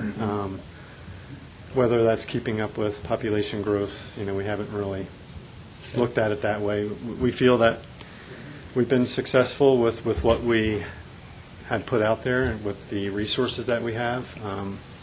And I'm sure a lot of the growth is geographically away from your core route system, too. It is, yeah, absolutely. A lot of the growth is not transit ridership, area. It's single-family dwellings and lower density, and that's not really a good combination for transit ridership. Okay. Excuse me? Well, density is, and infill is kind of really where it's at for good transit ridership. So, absolutely. Carlos? Yes, sir. I had a just question for Ryan. There was in the newspaper reports of the I-25 incentives, to get through the gap. Can you provide any insight or information on how that program? I know it just rolled out, but can you elaborate or say anything about that program? And then I had a second question. It's not related to that one. Sure. Yeah, thank you for that. So we had a press conference, I believe it was either last week or the week before, at our maintenance facility. It's a combination between CDOT and DRCOG, that's the Denver Region Council of Governments, and our region here. There are a lot of alternative commuting promotions going on to try to get people onto Bustang, into van pools, into carpools, going from here up to Denver, trying to help, navigate the GAP project while that's underway. And I believe there's a $200 incentive for the first month for entering into a van pool system. So it's kind of an incentive to try to get people out of their typical commute, get them to try a carpool or a van pool, or even Bustang. And hopefully, that's a habit for the next couple of years while that project's ongoing. And then, hopefully they'll stay. They'll stay on, stay a transit rider or a van pooler or a carpooler. So it's a really good program. So we're hoping that really helps. And, our van pool numbers have been pretty good for some time. So we're hoping that we're kind of reaching a point where people are really considering that. Next question. You said two.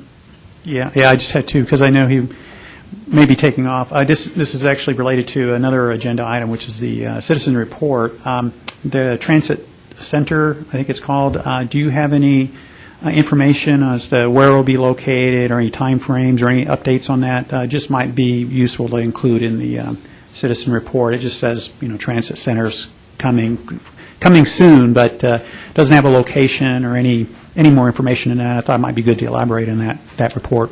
Right. So I've been saying that it's coming soon for a couple of years now, and soon's not so defined. I don't have an update, at least nothing that I'd like to share publicly at this point. But yeah, we have a prioritized list of sites, and the top site is still the southwestern corner of Colorado Avenue and Salatch. And that's kind of where we're at for now. We hope to have some type of more formal announcement to share in the future, in the very near future, hopefully. But yeah, nothing new to share right now. Anything else? Okay, thank you. All right, Mike. I assume it's you. It's you or Corey. So I have the monthly change order log, and just point out on there is the $137,000 for Wildcat for Shelton Road at the very bottom. That was issued as a task order, and to clarify that. If I could make a recommendation? You might want to change, looks like on the task order, the third item down, to bridge, I'm assuming, not bride. Because, yep. Yeah, bride replacement may be a positive thing. Okay, yeah, thanks for catching that. I don't know. My bride cost me one.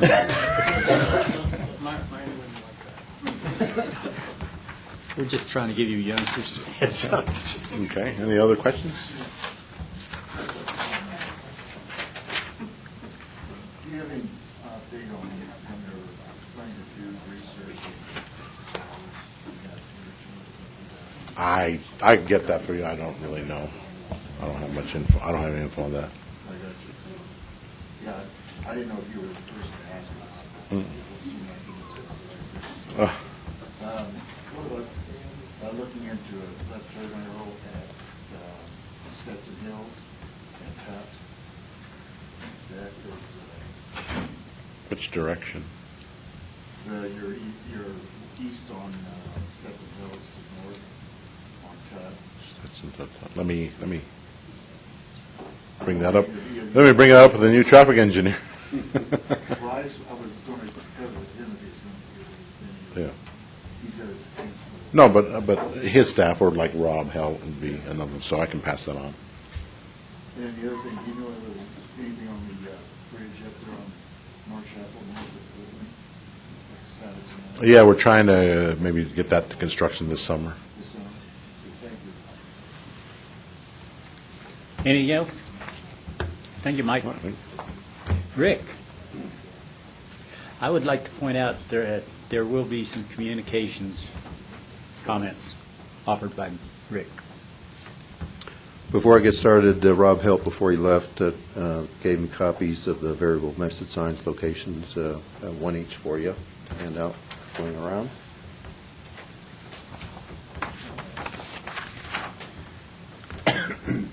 Okay, 8A, report of recent board actions, memos in your packet. Any questions? Okay, 8B, legislative report. There's the one bill of some interest to our members, and what I interpret to be a modest extension of bonding requirements to construction contracts located on public property using public or private funding. And I included the two comments and the source of them that I've received so far. So the request of the CAC is, what do you want to recommend to the board? To recommend support, oppose, monitor, or no, or nothing? I'd like to ask one question. I see you, Gene. On the first page where it says the bill summary, why does it have "or" in some instances? Why don't they say something more? That's very vague, I guess. It's the first non-italicized thing, paragraph.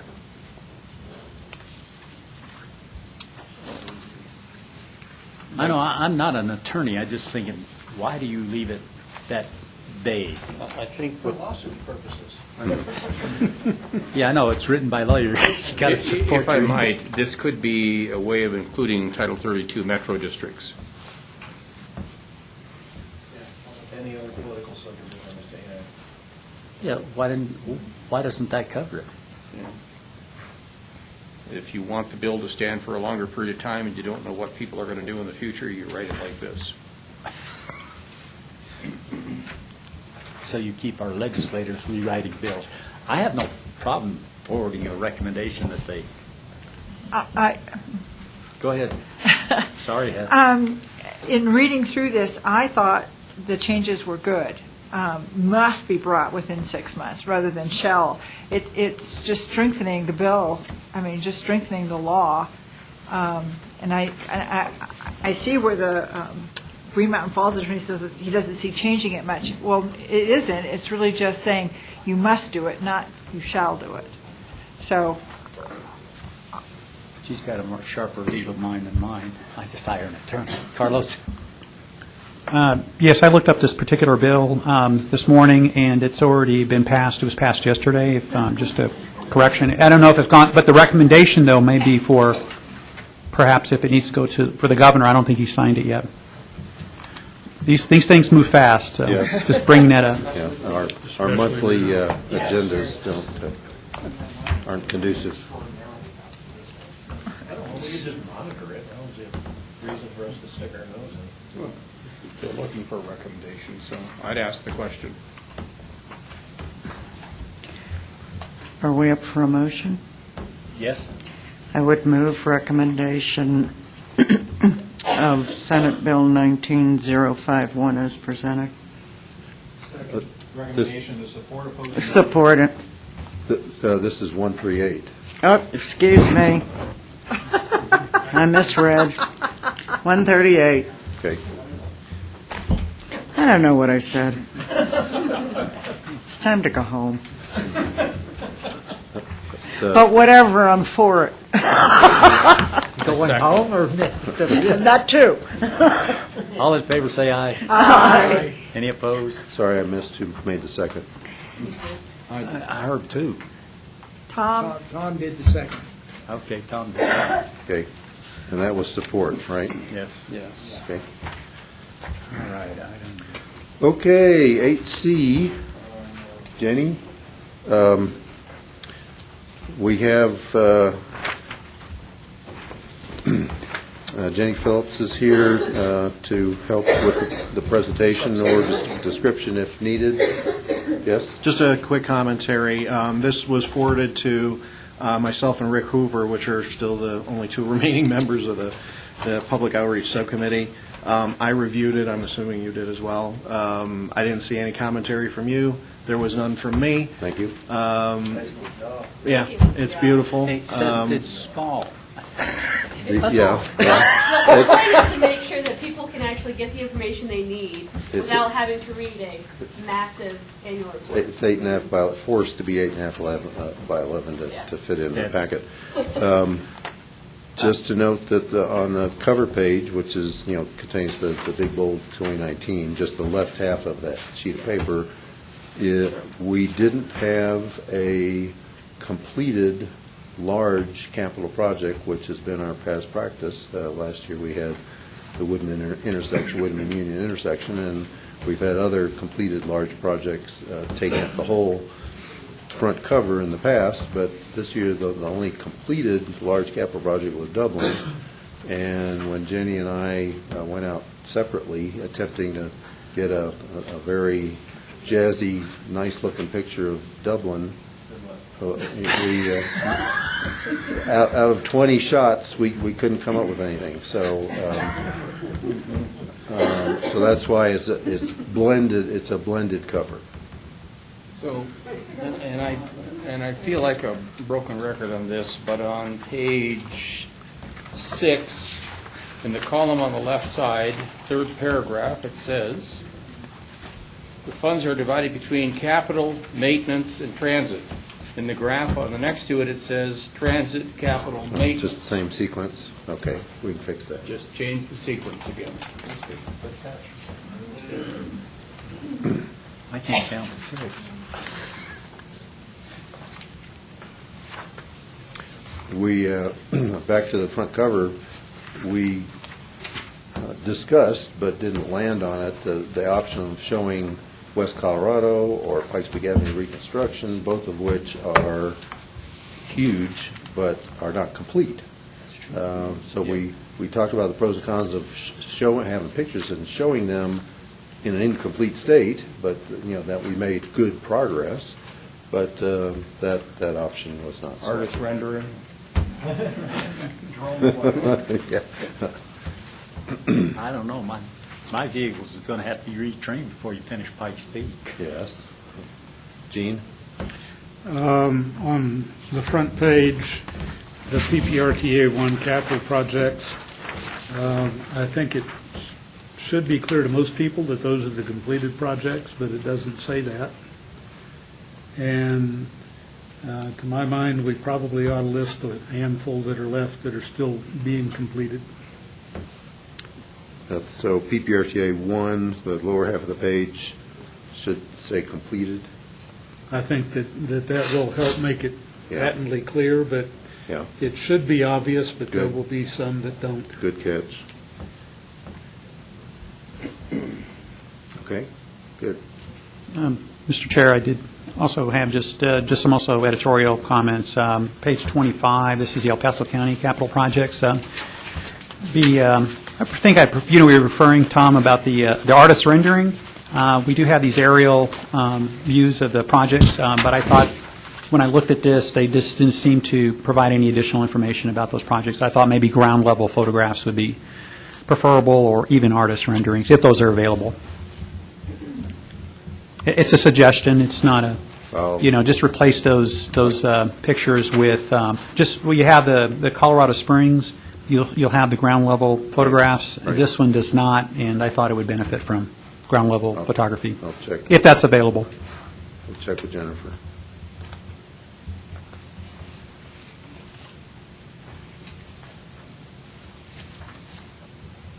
Might be difficult with room hubs.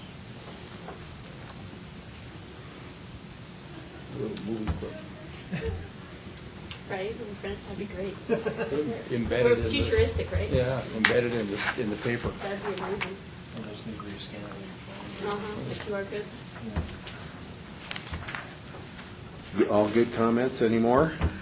Just one, I know some of these projects do have websites, like the 105 and Oh, some of them. okay. If they want more, people want more information about them, they can always go to the website. Good catch. I think we've had that in the Yeah, past. we so- have had in the past. One of the concerns that we had last year due to that was the fact that some of these websites are not updated, and that we just need to make sure that we check with the county that that's the correct website, that you change. And especially since they have some new stuff, yeah. So this is kind of an archival thing, so they'll go down after the project's complete, most of these projects, actually the websites go away, and then we're left with, why did you put a website in there that's not actually available anymore? Yeah. So we'll just double check this. Thank you. Great. Any more? More eyes and ears on the product. My hearing aid batteries are dead, and I can't see out of these It was glasses. actually, I found it very informative and well laid out. Yep. Better every year. That's the goal. Okay, is there a recommendation to the Gene? board with revisions? I was going to make a motion to approve this. with the recommended Microphone, Microphone. microphone. I move that we recommend approval of this with the recommended corrections, suggestions, and amendments to the document formatting as staff finds suitable and available. Second. We have a motion from Gene Bray, second from Gene. Joan? Joan, I'm sorry. Joan. I'm here. Gene Jones. Similar. An old friend. I know, I'm at the wrong table. Is there any more discussion? All in favor, say aye. Aye. Any opposed? Thank you, Jeannie. Thank you. Thanks again.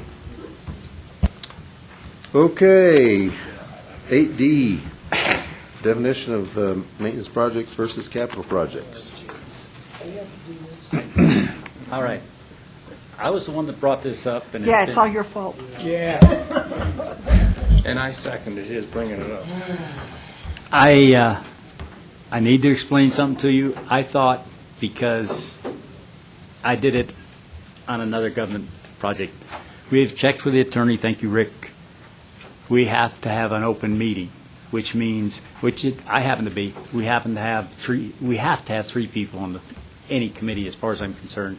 How are you going to get a unanimous recommendation to this committee as a whole? But even a subcommittee has to be an open record. Rick has given the option to literally find place and help administer it with PPRT staff. I don't really care how it gets done. My personal opinion is I want the newcomers to the board that come more frequently to the board than us that have been around. Well, Rick's been here forever. I followed him. I was only 2 weeks back. No, seriously, we've been here a long time. And Rick's been here forever. But we take it to the board, and here's the new board member.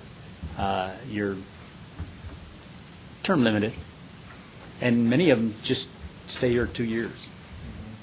And so literally give them some guidelines as to what is. And you heard the conversation today on both items 6A and 6B with some interpretations of capital and new construction and the terminology. I heard it, and I will be the first to admit, Tom put it pretty well, and I'd rather he worded it, but it's an issue that the politicians use to get around things. If there is no fine line definition of capital or maintenance, they'll make it whatever's convenient for them. Let me give a little background. Of course, the establishing IGA and its now Third Amendment says, the equivalent of thou shalt not spend capital in maintenance or maintenance capital. So there's a theoretical hard line between the two. But over the 14 years, there have been 3 attempts of the CAC, and in one case, the CAC meeting with the board, to try to hammer out specific definitions for capital and maintenance, unsuccessfully. 3 attempts, unsuccessful. The last fairly clear memory I have of the board is saying, after that last attempt, is the board will decide on a case-by-case basis. Bev and I have had a discussion. She's a CPA, I'm the MPA, and she and I have run through half a dozen scenarios, and we disagree on what's capital and what's maintenance. But let's just say that the VMS signs, changing out the electronic guts within a VMS sign, the shell is still there. Is that capital or maintenance? Maintenance. I'd call it maintenance. They charge it to a capital line. If there's a 20-foot section of curb that's deteriorated and it's completely ripped out, and you put in a brand-new 20-foot section of curb, you're completely replacing it. Zev and I disagree. Is that capital or maintenance? When you completely replace a construction piece. He says it's capital. And I said, well, what if it's on research and that's the only part of research you're replacing? That curb and gutter.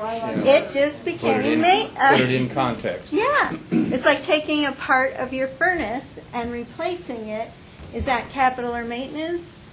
Curb and gutter on a long roadway. You can see the gray area. This is why we've been discussing it for 14 years. Yeah. And she's right and you're wrong. Okay. It's just a word of caution that this could be long and involved, this process. I think we need an ad hoc committee. Well, I think it's more cut and dry than that. Is it on the capital, is it on the A list or not on the A list? That's a capital, those are capital, everything else is maintenance. I want to address that, but Carlos had his hand up before anything else, so. I agree, Cheryl, but it sounds too simplistic to be true. Probably is. The problem with that is the city, in their wisdom, had 4 program funds: roadway safety, traffic ops, congestion, incident management, intersection. They had 4 in PPRTA 1. That flexibility worked well for them, so they put 12 in PPRTA 2. There are 12 program funds just for the city. County didn't put any in. So the city had the flexibility in PPRTA 1, and they improved it by threefold. Expanded it. In their wisdom, the voters approved that. So, but now you have 12 program funds, roadway safety and traffic ops, that potentially is going to put the electronic guts into the VMS signs in capital when maybe it should be maintenance. But I'm just saying that this is a can of worms. Rick, can I back you up? When you say in their wisdom, were you referring to the city Yeah. or the voters or both? Both. Well, the city proposed it, the voters supported it. Carlos first. Yeah, as one of the things that maybe I'm in the same situation, is too much information here as far as this is concerned. I have my own business, and this issue of, what is maintenance, or what do you expense, I should say, versus capital. And typically, what you see from the MBAs or the CPAs is what's normal and customary in that industry. And so that way, someone can take my books and compare them with somebody else's books. And so, to me, the standard is not what an individual's opinion is. Like, Mr. Sonnenberg, I respect your opinion, but I would like to see what's normal and customary across the board. Sure. So I can compare the PPRTA perhaps with another RTA, and I can make sense of the book. So what I'm saying is that really any definitions, if they can come to that, if we can come up with some definitions, could apply to other RTAs or other entities, other municipalities that do that. So that's what I'm looking for, is not something that's insular or internal, but we could look at it and say, okay, we want to have what this bright line is and provide some definitions around that. But I would like to see what other organizations, and I think the city over here, I'd like to hear how they capitalize, amortize, or expense it. And I know they have an asset tracking system that was brought up. They have a software system. We had to renew their license for that. and how they do that, and how this information could help them and help the taxpayers and everybody who, contributes money into this to understand, what our liabilities are, what our assets are, and again, I could use it for over time and comparisons with other RTAs or other entities. Tony? So, we're talking about how this has been a debate for 14 years now. Before we start spinning our wheels and spending tons of time and doing public meetings and all that kind of stuff, is there even an appetite from the board to nail this down? Because if there's not, why are we going to spend all our time doing it when the argument is just going to continue on each individual time it comes up? Because we have a fight with the board afterwards, not beforehand. Now you head it off the board. If you can come up with a solution. Well, all I'm saying is, have you brought it up to the board that to say, hey, is this something that you want to see come from the CAC? No. If I may.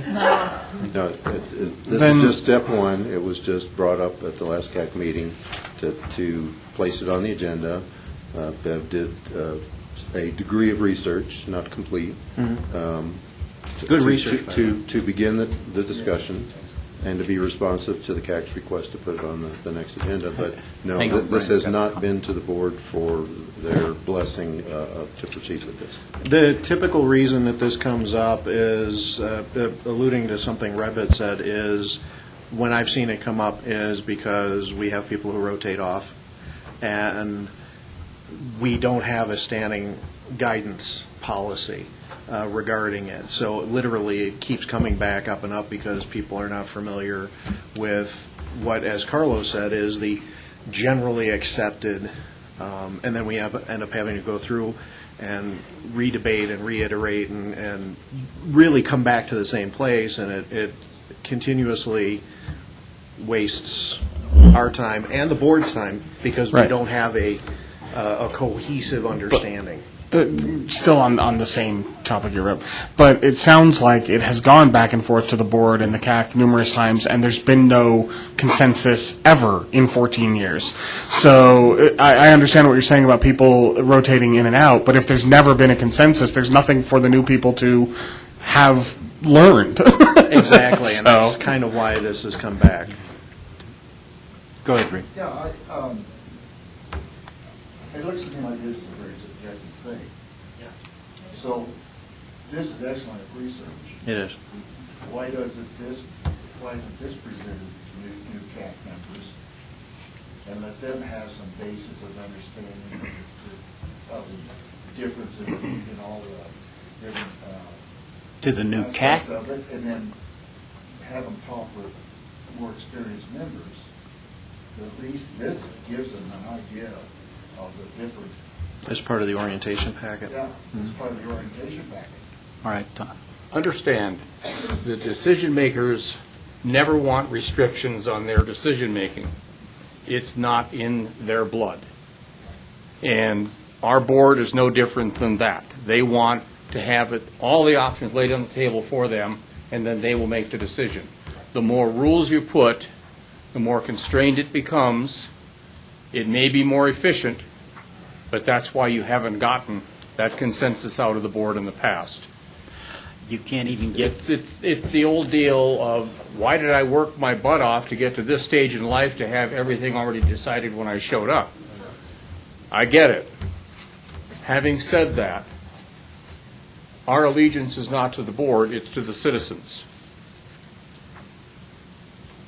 We owe the board the best of our decision-making, but ultimately, we belong to the citizens. Just so you can see, these two people have worked together very well, and they don't agree. That's Rick and Beth. Well, we just showed an example, and there's Right. tons of gray area. But Mr. Perez's question about, well, let's see what other governments do. We're kind of unique because we don't capitalize anything, really capitalize. Everything's an expense for the RTA because the RTA doesn't own anything. Right. It's the member governments. Now, they could take something possibly, they probably don't because it wouldn't make that much sense for them to take a maintenance item and capitalize it. But by definition, once it was put on the ballot as a capital item, and even those ones that are the program costs, they're capitalizing all of that on their books. And so they don't really care, because we're not. They don't care. It's just different. We're kind of unique. And where some of the other RTAs in the state might own their buses, we don't own anything. City Transit owns the buses. So, anyway. Joan? I know we've been over this before, but for some reason it still boggles my mind that we can't come to an agreement on definitions. And I hear what Tom is saying, and I agree with him. It's subjective. I get it. But, Webster does a pretty good job at defining words. And I would very much like to work on this because I think it's something that has come up that's never really fully been addressed because nobody wants to really take it on. I think at the board side because they do want to have flexibility. But at the same time as we have a duty to the taxpayers, or the voters rather, and taxpayers, of how we do this work. And it would seem to me that there should be some definitions. Tony? So I get your point, Joan, but Webster also has something like 30 definitions for the word run. So in the English language, we have subjective use of almost every single word. So that's part of the problem here is that we are trying to give concrete definitions to things that do have some flexibility in their definition. And Tom, to your point on we don't have a duty to the board, we have a duty to the voters. Well, that's exactly why I voted no to the negative recommendation today, because as far as I could see, that was being showing my duty to the voters, because we're saving them between $4 and $6 million as opposed to upgrading that one intersection instead of Spine Road, giving Spine Road. That's the subjectivity that I believe is actually valuable to us, and trying to nail it down. Actually, I think not only ties the elected officials' hands, but it ties our own hands in a way that I don't think is necessarily good for us. Brian? To a very large extent, I agree with Tony on what he's saying. The only thing I would say is I don't think we're trying to be concrete. What we're trying to do is provide a guidance document. And this is a narrow. What we just said, this is a great guidance document. And I do think that this is a very good, the research that was done is a very good guidance document, because again, there is going to be some flexibility, as there has been in the past, and it has come down to, do we have a majority consensus on this committee after discussion? But it's also very important that new members of both the CAC and the board have a general understanding, a generalized understanding of where they're headed. So I think that we should look at this document as a part of your onboarding process for both the board and the CAC. Cheryl? Well, I second Brian's comments and some of the other comments that were made, but again, I always come back to the City of Colorado Springs, Manitou Springs, Rama, El Paso County. They have a different understanding, perhaps, of what maintenance and capital are. For us to do guidelines for each individual entity within the IGA might be kind of difficult. I don't know that El Paso County, I know El Paso County does not have any programs. Those are unique to the City of Colorado Springs. Same thing with, the Rama and Green Mountain Falls and, all of them, all of the entities that constitute the PPRTA, may have a different understanding and a different way of handling maintenance versus capital. So it gets doubly confused, at least in my mind. I agree with that, but we are the keeper of the purse. And it's this organization's funds that are funding all of that, and you always set requirements for when you're handing funding. Whatever is bubbles up out of this has to include Colorado Springs and El Paso County in the process of coming up with those guidelines. And this serves as notice to all the member governments that this is what we will be using in our discussions when you bring something to us, so keep that in mind.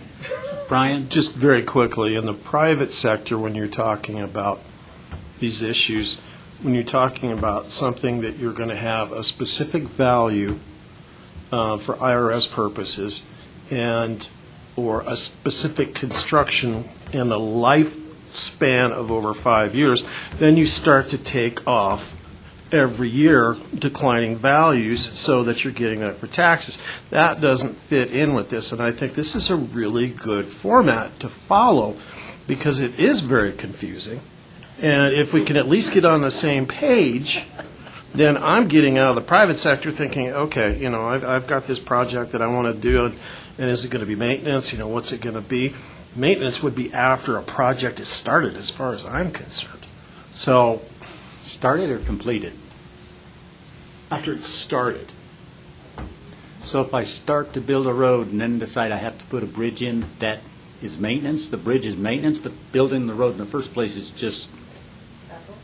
Well, I mean, okay, the bridge should have been put in the first place, so I don't know. But, maintenance would be repairing the whole project after it's been completed. So anyway, that's... Mike? Okay, that's my... So, like I said, I've been here, I don't know, since the start. Yeah. And I remember it. I think... But you were on the other side then, too. Yeah, I'm on the right side. No. What we are challenged, let me just give you from the government's perspective, in the city, we have large projects, we have limited funding in the general fund and limited funding in RTA, and, I hear, why don't the city just pay for it? Well, in a way, the city general fund is limited, and a lot of it goes, police and fire. So there isn't that large capital available to us, and that's why we pushed RTA. But we have to be creative. And the way projects are coming, they're coming together with a mix of funding, federal, state, the Sierra Madre has the bonding. And what we're trying to do is, put together funding packages that can get the project done with the available funding. And we have been creative, and I think we do and have done some projects because the definition in the gray area, and we stretched the definition, and I'll readily admit that. I think having some kind of general guidelines would be good for maintenance versus capital, but we're still going to always have projects that are, where they kind of fit, or where do they fit. So I don't think it's a good idea to tie it down so strict that we don't have flexibility, but I think some good guidelines. I think the key, and I've been saying this the last couple times, is we're challenged, and we're going to come to you with some ideas that are out of the box, unique, maybe stretching it. And I don't think that's a problem, because I'm going to come to you and say, I think this is a legitimate use of these funds. You may not agree, but I think the conversation needs to be had. I think, like I said, and Travis committed to that, and I'm committing to that, is we're going to come and talk to you so that we... More like the board said, they want to do it on a case-by-case basis. We'll have some general lines, but general ideas. But if there's a project that's just doesn't quite fit, we're going to come and talk to you before we come to you with a contract. And I think that would be maybe compromise, because quite frankly, I think the Spine Road is a very legitimate use of capital traffic programs. That's why we had it. We couldn't guess every A-list project we were going to have to do. So we had to have some programs that give us flexibility, and we, at the time when we thought, generally, when we got to do spot improvements, we want this funding. Well, we have a situation here with UCCS where The spot improvements are pretty darn expensive, but hey, if we build this alternative route, it helps the solution and it's much cheaper. So to me, using $1 million of RTA to, with the UCCS's contribution to take care of a problem for, $1 million of RTA versus 5, 7, 20 million, that's what the citizens want us to do. But yes, it is stretching that definition, but I think if we would have that conversation beforehand, we could have hashed it out. And that's what I'm saying is maybe what we want to do is get some general guidelines, but when we think there's a legitimate use, we're going to come and talk to you. Bridge maintenance, we use that to leverage funds and to do more of a capitalized replacement because we don't have enough money in capital and we don't want to use all our bridge maintenance money on one bridge because, we have 400 bridges. So at times we have used bridge maintenance to do more of a capital project. But again, it's because we're mixing and bringing as much funding as we can to get the job done. And I think that's legitimate, but I think you also need to be aware, here's what we want to do, and here's why, and let you think it over beforehand. And I think we've met you partway on some of these things by expanding the amount of dollars to 200,000 and all this kind of stuff before you need to come back and everything, because that's a trust level. That's extending trust, that we're not going to get into your knickers on stuff and all that kind of thing. So it's I'm sorry. No, it was good. It's a British term. No, what's funny is this, if I would have said that at my staff meeting, 3/4 of people go, what are knickers? What are knickers? Yeah. So I guess those of us who laughed are showing our age. That's gray hairs here. Yeah. Before we go any further, there seems to be agreement that there has to be a guideline. Educational guidelines, yeah. It goes to both the new board members, which change frequently, and less frequently the CAC, but yes, they should have it. There is definitely a purpose that I see from my perspective. We make recommendations to the board, let them know what we're doing, under what basis. This is my guideline. And I'll tell you an education that the city gave me. I've been in the construction business, never mind how many decades, but it's far more than 5. And I never knew a culvert was a bridge. I never did. I'm serious. You buy it. 108-inch culvert. Okay? They never called it a bridge. The city has a definition, anything 4 foot or larger in diameter, culvert or otherwise, doesn't require an abutment or a pier in the middle. They call that a bridge. Fine, they've got a definition for it. I want something, the same thing for the board and the CAC to have and say, this is why we decided this and recommend this or don't recommend it. One or the other.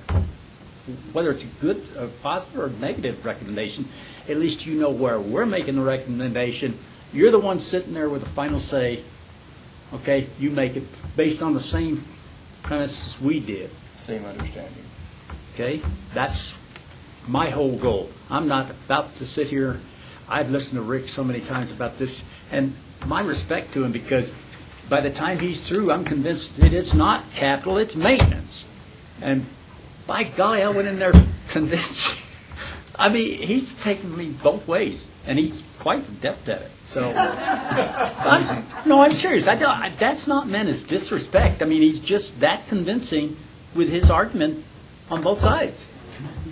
So, I would like to know where you want to go through, from here, Carlos. Yeah, I'll try to keep my comments short. I know this is actually for Mr. Chavez. I know that during previous meetings you brought in that certain streets need what they call reconstruction, and then when that happens, certain federal laws kick in place, like for ADA ramps and so forth. And so I'm wondering if that would be, for me, that would be useful to understand. We've had these discussions about rehabilitation, restoration, repair, rebuilding, and how it interacts with whatever it is we're doing out there on the streets. But that would also be useful because, if we're just doing, like, for example, mill and overlay, I always consider that just a maintenance activity, but now you're introducing, with the curb and gutter that has to be replaced, now we have to do ADA ramps, and now it's like, well, that seems more a capital improvement to our streets, rather than just simply replacing the asphalt. So I'm just, would like to know what the city also has to offer The ADA for has that. guidelines as to what activities trigger the need for ramps. Corey and I were just It's discussing. it's pretty much everything. So I don't think, I think it's still, his street his street maintenance is still maintenance. Yeah. The fact that the feds guidelines say, hey, if you're going to mill and overlay, you got to put all the ramps in, it's still maintenance, but the cost, and it makes it seem more like a capital project, but it's still maintenance. And that's what, I guess. But we have something new. But we have something new under we're doing maintenance. So we don't that's have to my do it. point. And the Fed said no. That's a pretty significant maintenance effort. You got to do the ramps, and so they just kind of came down on the definitions and said, here's the activities that trigger it, and here's the ones that don't. Yeah, you need to put them in, but we're not going to pay for it. We're Yeah, gonna make so you it's pay for it. still classified maintenance. Yeah, so, and to kind of answer your question, it's when you start talking about the federal government and the ADA regulations that we have to abide by, so, and you brought up mill and overlay. Mill and overlay is not considered maintenance by the federal government, it's considered an alteration. Anytime you alter the road, you have to bring up all of the ADA standards. Now, what they do consider maintenance are preventative maintenance, crack seal, chip seal, slurry seal. However, the federal government also says if you have a chip seal and then add a slurry seal to the top, which is called a cape seal, that now is considered, because you added two together, an alteration, and that triggers ADA ped ramp. So it gets really, really confusing, and there are documents after documents from the federal government that says all this. So again, when you talk about a can of worms, but to Mike's point, in my simple mind, a lot of my maintenance operations, I consider maintenance, I am typically removing and replacing in kind. Okay, and so when you take a look at to the Bev earlier about a curb and gutter that is there, and we're removing and replacing it in kind. Again, in subjectivity, in my opinion, I'm removing and replacing in kind. That's maintenance, right? It was a structure that was already there that I am because the only way I can't mill and overlay concrete. The only way to maintain that concrete is to remove and replace it in whole. How about replacing a bridge? Replacing a bridge? Is that maintenance or? Okay, so if it's a full replacement of the bridge, replacement in kind, again, subjectivity, in my opinion, that would be a capital project. But if you add a lane, that's capital, right? No. Well, replacement would be capital. If I'm just adding a lane through a striping plan, that would be maintenance to me, right? So again, even Mike and I could sit down and do the same exercise that Bev and Rick did, and we could completely agree and disagree on multiple things. I do agree it would be good to have guidelines. I'm former military. I'm huge on having standard operating procedures to move forward with. Right, it gives you a platform. Yes. But to Mike's point and to Travis's point earlier.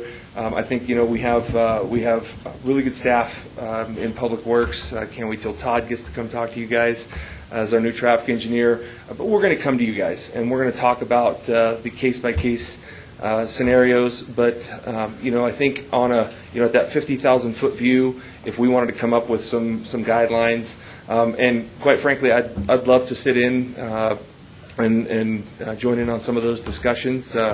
To give input, if I may, I'd be inclined to do so. So, Karen?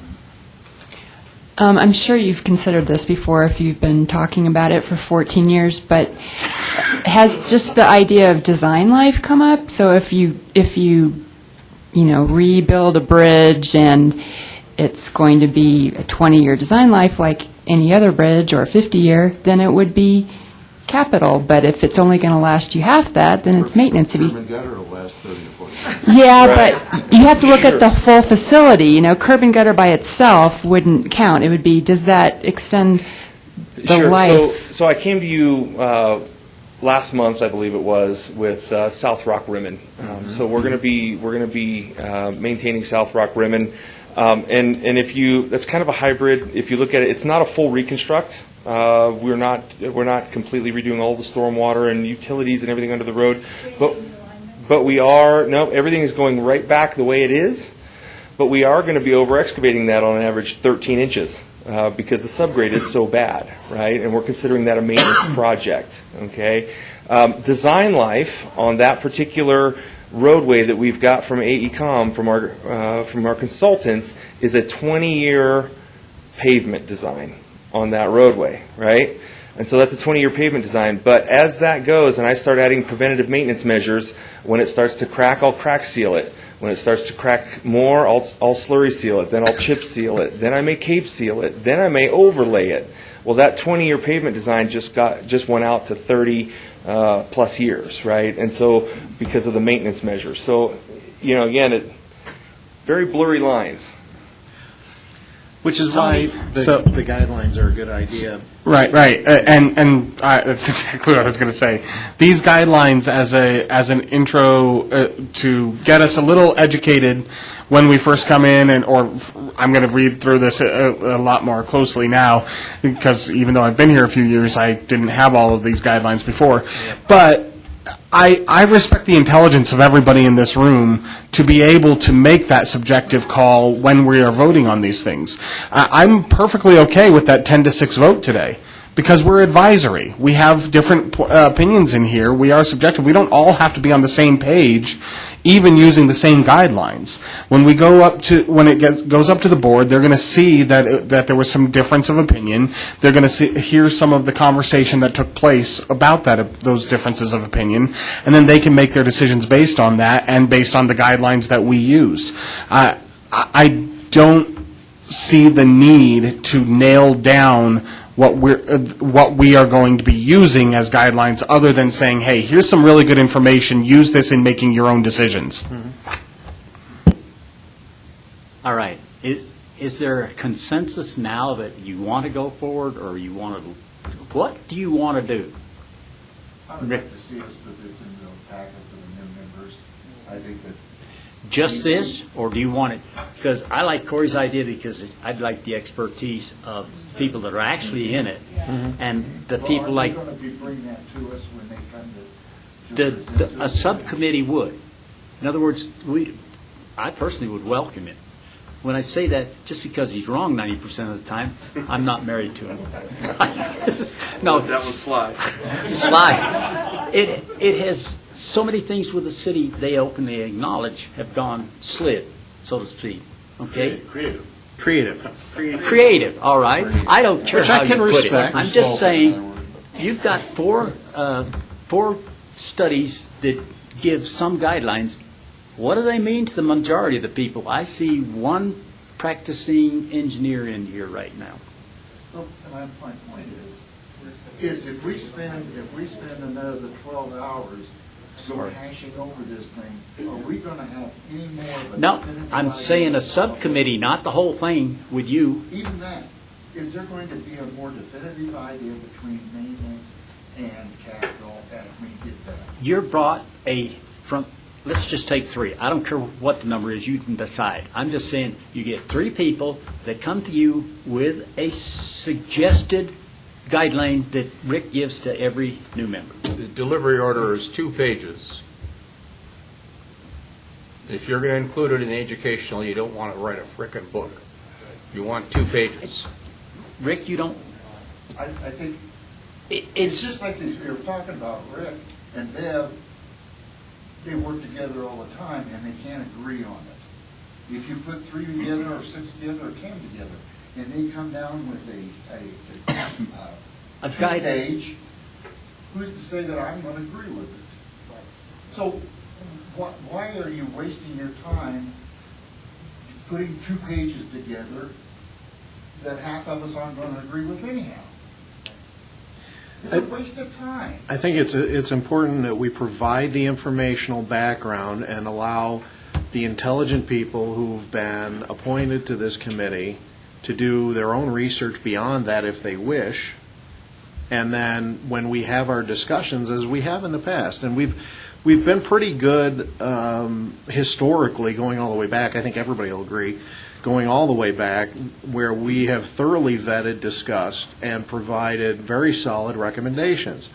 99% of the time, the board has actually supported our recommendations based on the discussions and the vetting that we've done. I think, I do, even though I chafe at the creativity sometimes, I think it's important that the member governments, considering their monetary restrictions, have that flexibility to be able to at least bring it to us, present it to us, allow us to hash it out amongst ourselves, and come up with a recommendation that the majority can support. And as Tony said, it's going to go up to the board. They're going to see that there was, it may have been a solid majority, but there's still some dissenting votes. Well, why was that? And they can have their own discussions on that and pay the political price they want to pay. Ann. Ann. Okay. I want to say I'm certainly not an engineer, and I'm new to the CAC. But from Green Mountain Falls, what I keep hearing is, I'm sure it's true everywhere, but Mother Nature interferes, and no matter what bucket you put it in to maintain a road, we've got water that comes and goes under a road. And so there's always an emergency that we have to be flexible and allow our engineers and the people that know how to fix things to get them fixed. And I'm really against making it so difficult with regulations that it just slows everything down. I've seen this in Green Mountain Falls, and we don't get much back, from what we need. But people have helped from other departments in the city and county just to come to our rescue. And I'm just not real good at nailing things down too much. That's my opinion. Rick? I have a brand-new idea, just occurred to me. I'm remembering the last board policy that CAC reviewed and the board approved, Board Policy 30, which had about 24 lines of detail in it. What would you think of a subcommittee working with PPRTA staff and city and county staff, not necessarily coming up with generally worded definitions, but let's list 15, 20, 30 specific situations, like a 12-foot section of curb and gutter, or replacing a ped ramp, or putting a new ped ramp where none existed, or that there's a capital program of sidewalk, adding sidewalks. It's one of the city's 12 programs, adding sidewalks where none exist. That's capital. What about just coming up with 20 or 30 specific situations and then draw a line and agree which are in the A group and which are in the B group? Instead of trying to say, instead of coming up with a definition that says if you extend the life of existing capital construction project by X number of years, like crack seal, that's maintenance. But if you dig down into the base and substrate, and that's capital, or if you a complete replacement, you have to come up with the specific examples instead of a one-sentence definition. All right, I'm going to try to close this up. Ann, are you still on? No. Okay. Did you want to say? I just wanted to say one thing just real quick, that I know that Mike has come to us, and I'm sure he has a lot of things going on. So to be able to sit there and delineate when we need to actually act has got to be a pretty difficult role for you. So anything we can do to communicate back and forth, I think it would make it easier and less frustrating for you.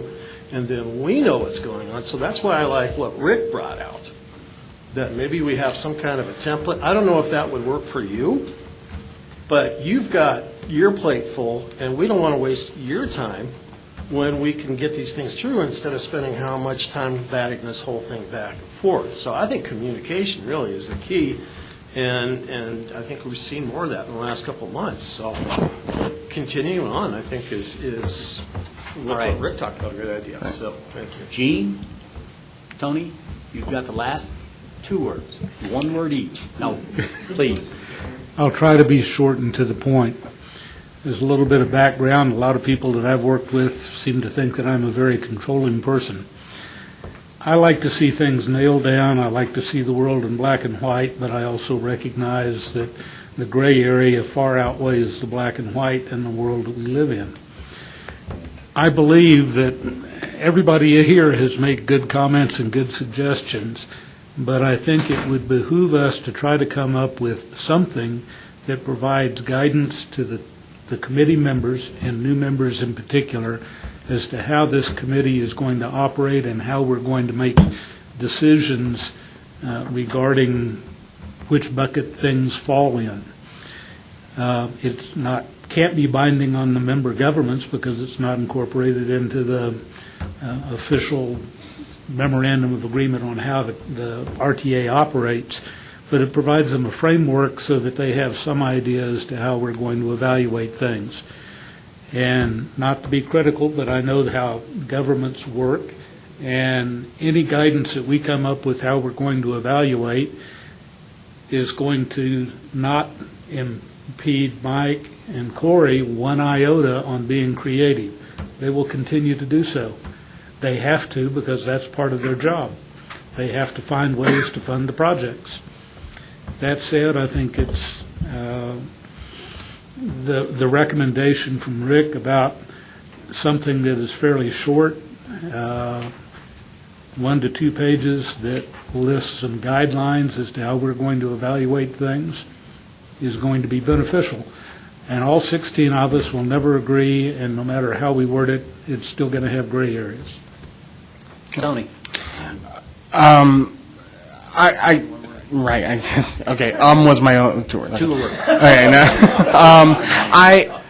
I don't actually really agree with Rick's suggestion here because I mean you started out right away, Rick, talking about how you and Bev, who are kind of our expert staff people in the room, have been doing this a long time. Even you two can't agree on just simple little examples like you just gave us. I think that having a few different points of view from how other places do it, but even those aren't going to agree with each other. I'm pretty positive if we're having this problem in this room, other governments have had the same problem. Other organizations have had the same problem with trying to nail this down. And so we could, if we went out there and did some more research, we could find opposite arguments for the exact same situations.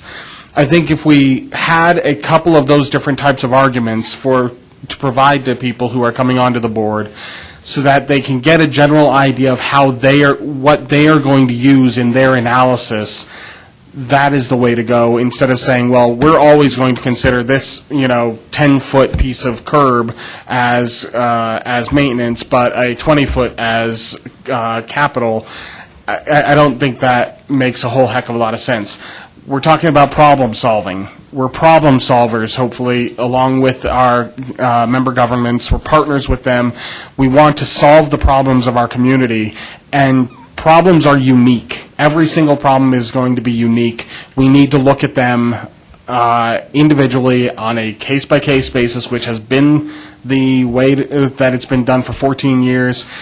I understand it gets frustrating with the arguing sometimes, but it is a good process. It is something that is valuable to us to have that discussion, to have those arguments, because we're not all going to agree, and I don't think a piece of paper where 3 people sitting in a committee came up with what they think is going to do us any good. So. Are there any other comments? You said there weren't any. Well, I tried to say it. All right, Dave. I agree with just about all of it, as long as it's really more trying to get the frame of mind of what we're dealing with, because it's all so mobile and moves, and gray, you can paint it gray, you can paint it black, you can paint it white. And I think what Rick's idea is it kind of takes what's good examples of what other people have discussed and helps narrow the frame of mind down. It's not necessarily a guideline, is what I would look at it as. It'd be more of a frame of mind that you got to look at it. with and be flexible and know what the city's trying to do as far as fund things.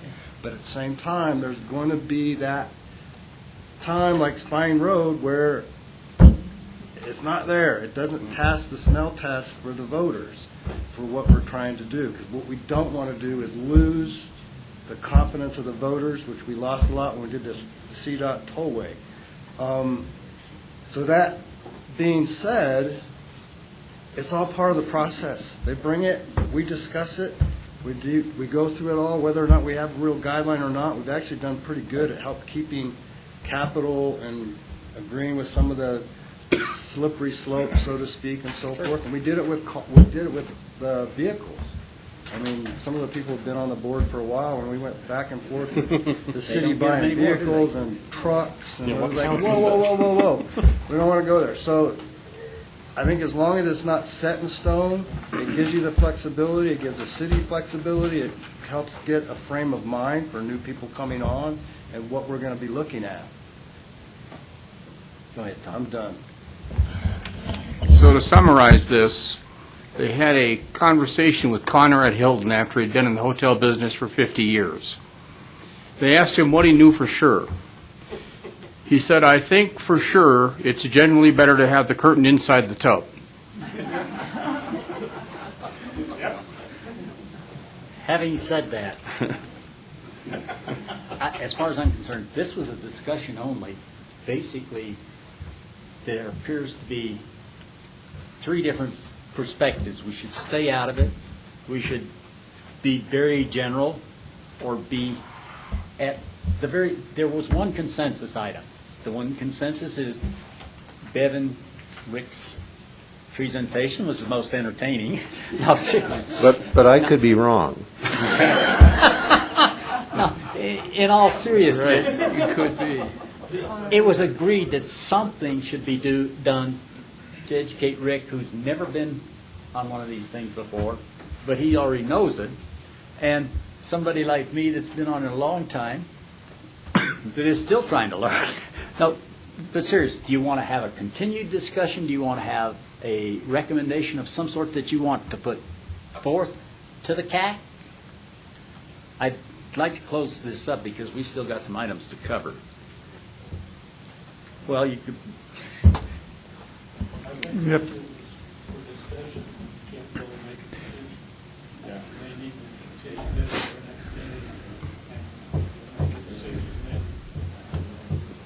So you've decided to, all right, there's been a suggestion that we continue this discussion at the next meeting. There will be, let me tell you, there will be a time limit on it. You're taking advantage of people's time that are volunteers. We're just, my idea is to try and help us put forth a better presentation to the board. Yeah, again, I would like to see something emerge in writing, even if it's just a one-page set of guidelines. I concur with Joan about that. Having something in writing it may not be perfect, but it will at least pass that knowledge to other folks down the road. I do also like Rick's suggestion that we use an inductive, series. Here's a set of examples rather than something that's deductive. Here's the general definition, and everything needs to fall out of that. I like Rick's approach there. I would like to see something in writing and continue this discussion. All right, the discussion's closed. Rick, you and I will talk afterwards, okay? Okay. Let's get on. Item 8E, the Third Amendment restated establishing IGA. All 5 member governments have approved the revision as was referred out by the board. So we now have more than 2 years to pay CDOT the $10 million, as was approved by the voters in November 2017. We've so notified CDOT, and we're developing an exchange of emails to develop a process for that. Thank you, Rick. The 8F, CDOT's I-25 gap project update, the red ink is what's new. So still waiting on hopefully a positive development on that additional bridge at County Line Road. Also, on the back page, item 6, El Paso County has approved the IGA with CDOT for their funding. Then 8G, staff field review report is just the results of my drive around and spot checking, and I'll take any questions you might have. Then I had two 30-second communication items. The first one is at the last CAC meeting, I think it was Mr. Perez that asked for the total expense on the defense of the Walmart lawsuit. And in round numbers to the nearest $1,000, that was $244,000.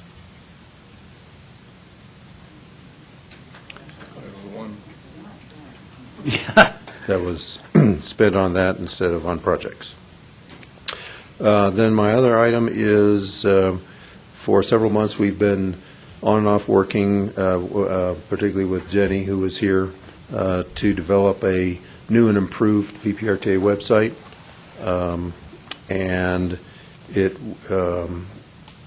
will get to the stage of sending it out by email to the subcommittee, the Public Outreach Subcommittee, and the full CAC in advance of the May cycle for the CAC and the board to look at it and review it and comment and hopefully approve it. And that's all I have. I'm not even going to ask. This meeting's adjourned. I really appreciate it, believe it or not. Even though Rick's still wrong.